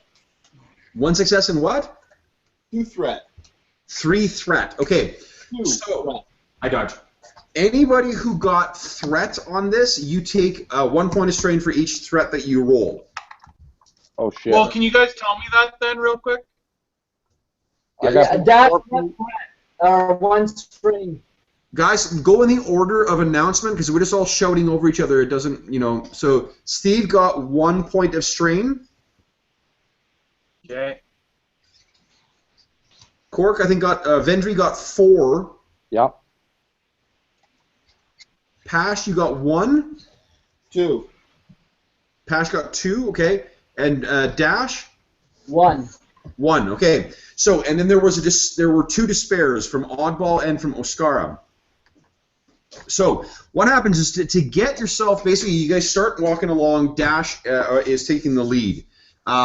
The single sun is beating down on you guys, and there's wind that's sort of hitting you that is just filling your clothes and your boots and whatever with grit and that really gritty, fine sand that just gets swept across this planet. You guys reach the sort of near the entrance to the canyon, and what you realize is that to get into this canyon, there is this huge, dark brown, almost orangey, like basically scree pile that you have to climb, and this thing is probably about, like 100 or 150 feet tall. So it is a slog. The strain that you guys have suffered is as a result of just exhaustion of trying to, or strain on your system of trying to get your way up this thing. Each step you take, or each, like, say, 5th step you take, slides you back 3 steps. So you get up again and try and get up and back again. 3 steps back. Right? Yeah. So suffice to say, it is tough going to get to near to the top of this thing to find solid footing. Dash, anyone who rolls success, so Dash, Pash, and Vendry. Well, Vendry, you did roll a success, right? Yep. Yeah. So you guys do finally manage to get to the top of the sort of scree pile. Vendry and not Vendry. Oddball. You're sort of like, this is really hard on your system. Your joints and your legs and whatnot are not designed for this kind of uneven surface. So you're sort of wobbling back and forth, and there's a point where you sort of lose your step, and you sort of go sliding along. And you have lots of experience in this kind of terrain. You can see that, like, this is going to go real bad for him. He's going to create a massive slide. So you sort of try to run over and try and prevent it, but unfortunately he sort of falls down, hits you, and you guys sort of look back and you can hear it at first, what sounds like a tick, tick, tick, tick, tick, tick, tick, tick, tick, tick, tick. There is a massive slide that starts that just, it has the 2 of them sort of at the top of it, and it carries them and a good portion of the scree field all the way down. The sound of it just echoes all the way down this cavern, carried by the wind.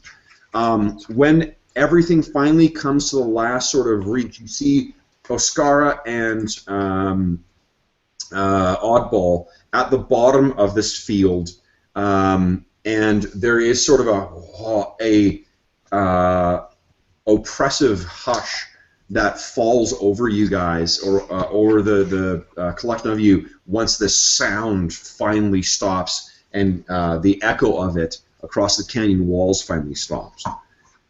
So, what do you guys do? You do have, remember that Vendry used, or was going to use, those repelling lines. I'm assuming you guys have some cable with you. Yeah. So, I'll say that you guys, that doesn't stop the impact of the. I guess. Well, here's the first question: is so 3 of you are at the top of this scree pile, the other 2 at the bottom. You just created this really fucking loud noise. What are you guys doing? We'll send the lines down to bring the others up. And take a look to see if we had alerted anything to our presence. You sort of you're looking around and spying, and you can, you keep thinking that you're going to see that distinctive dark gray surface of a Imperial probe droid coming across the, around one of the canyon walls or over the surface of one of the lips of the canyon at any given point, to the point where you guys are really kind of, hustling up the thing. The Vendry's maybe holding the cable while Dash and Pash are sort of keeping an eye out for everything. No, I got electro binoculars and I'm like scanning the horizon for. Okay. So who's got a more?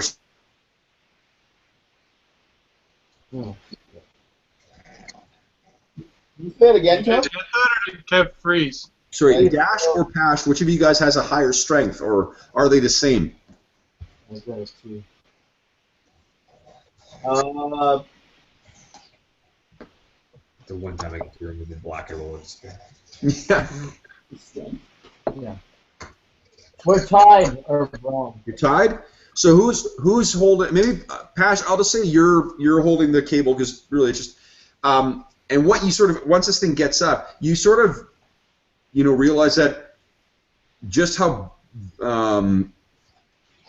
fortuitous it was that you created this massive distraction about 50 or 60 kilometers back, because whatever Prodroids would have heard them, that noise you just made were probably somewhere else.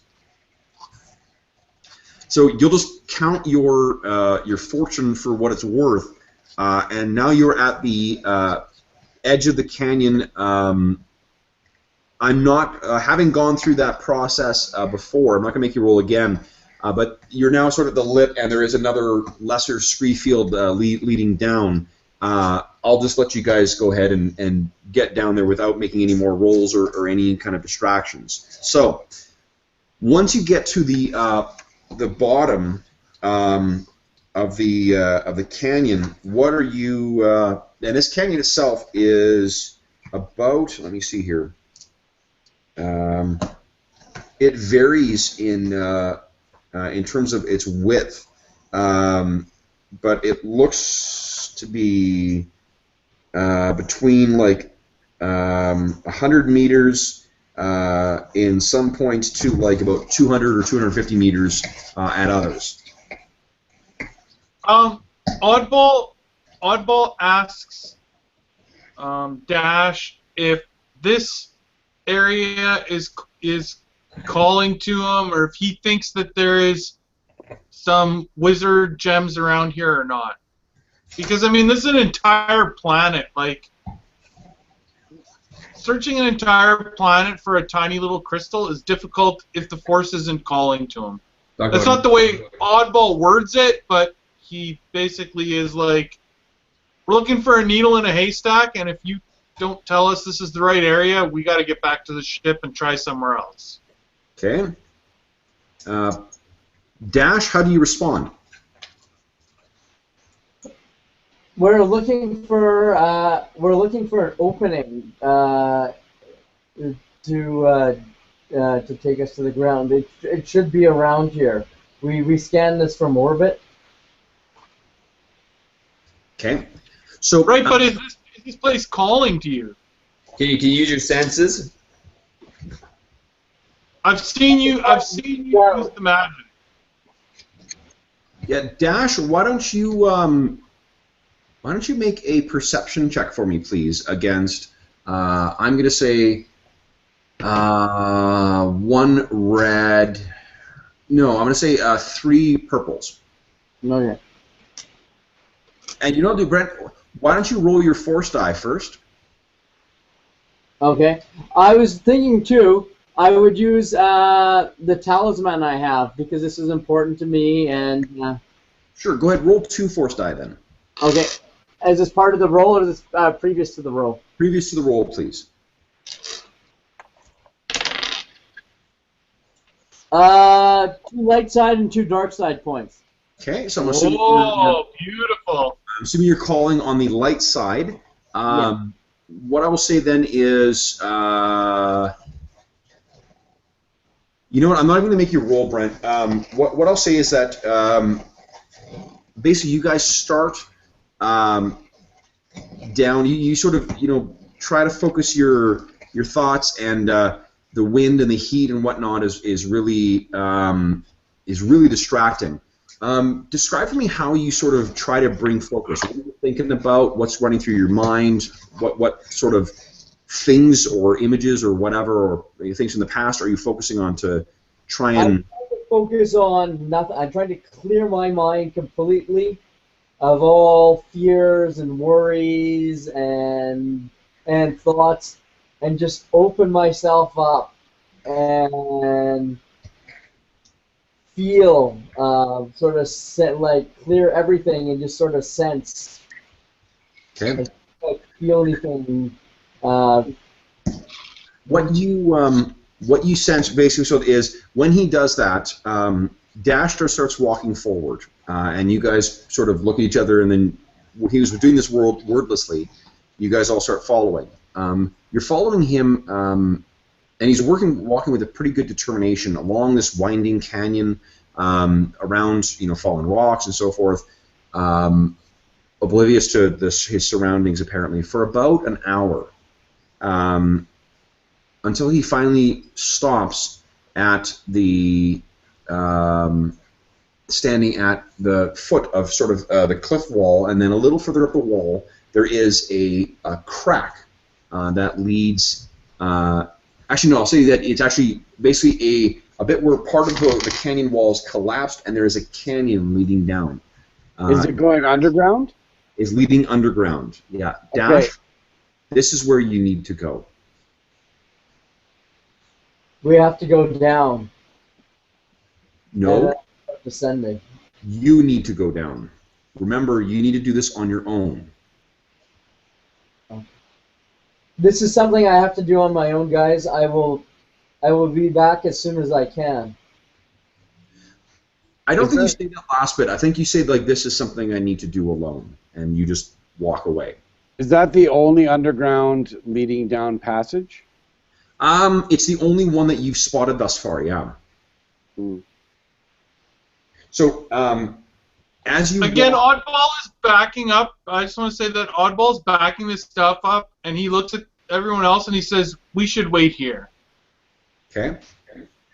So, as you make your way down the canyon,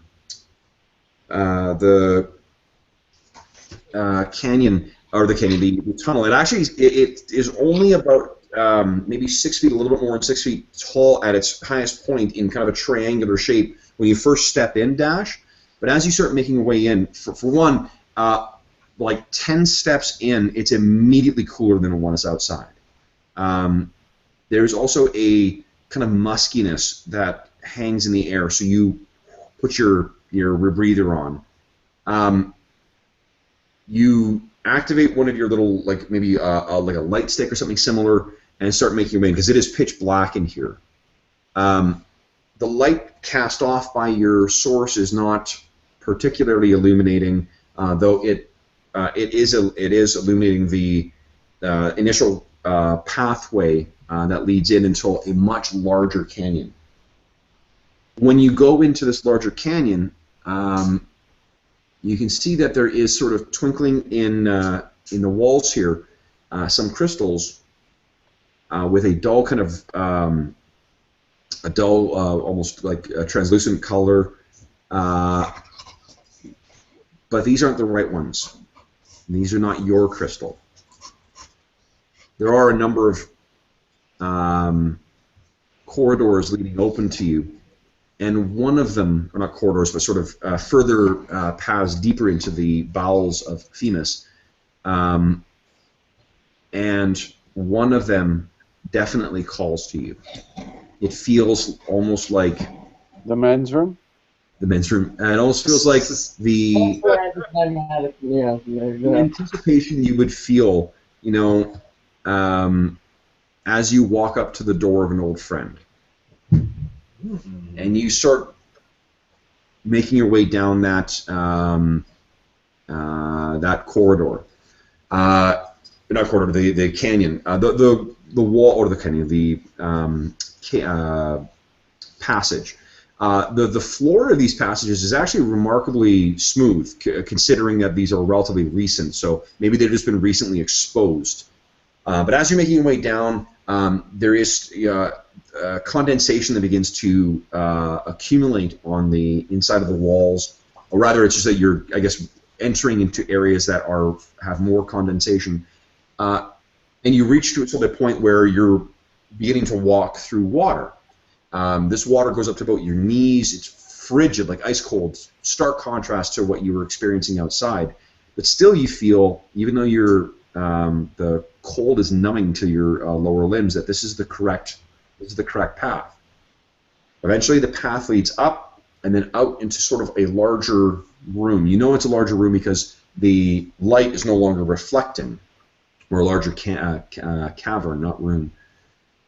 You're sort of looking around, and again, you feel on the far side of this, this is where you need to be. You start making your way across. At this point, you can hear your footfalls are echoing out very, very far off into walls that remain hidden deep in the blackness of this cavern. And then, just like a window opening to an Arctic gale, there is suddenly a feeling of cold that surrounds you. That feeling of home and that feeling of anticipation has changed to dread. You are not alone here. And you hear from somewhere in the darkness, you feel it. Do you not, my apprentice? Dun, dun, And there dun. is first one blue shaft, and then a second blue shaft, and you turn towards the two glowing beams far off in the darkness, and you see a cloaked figure with horns poking out and a sickly, sinister grin on its face. And as it lifts its head up, reflected with the light reflected from its double-bladed blue lightsaber, you see the face of Master Rule, the murderer of your master. And that's where we're going to call it a session, guys. Boom!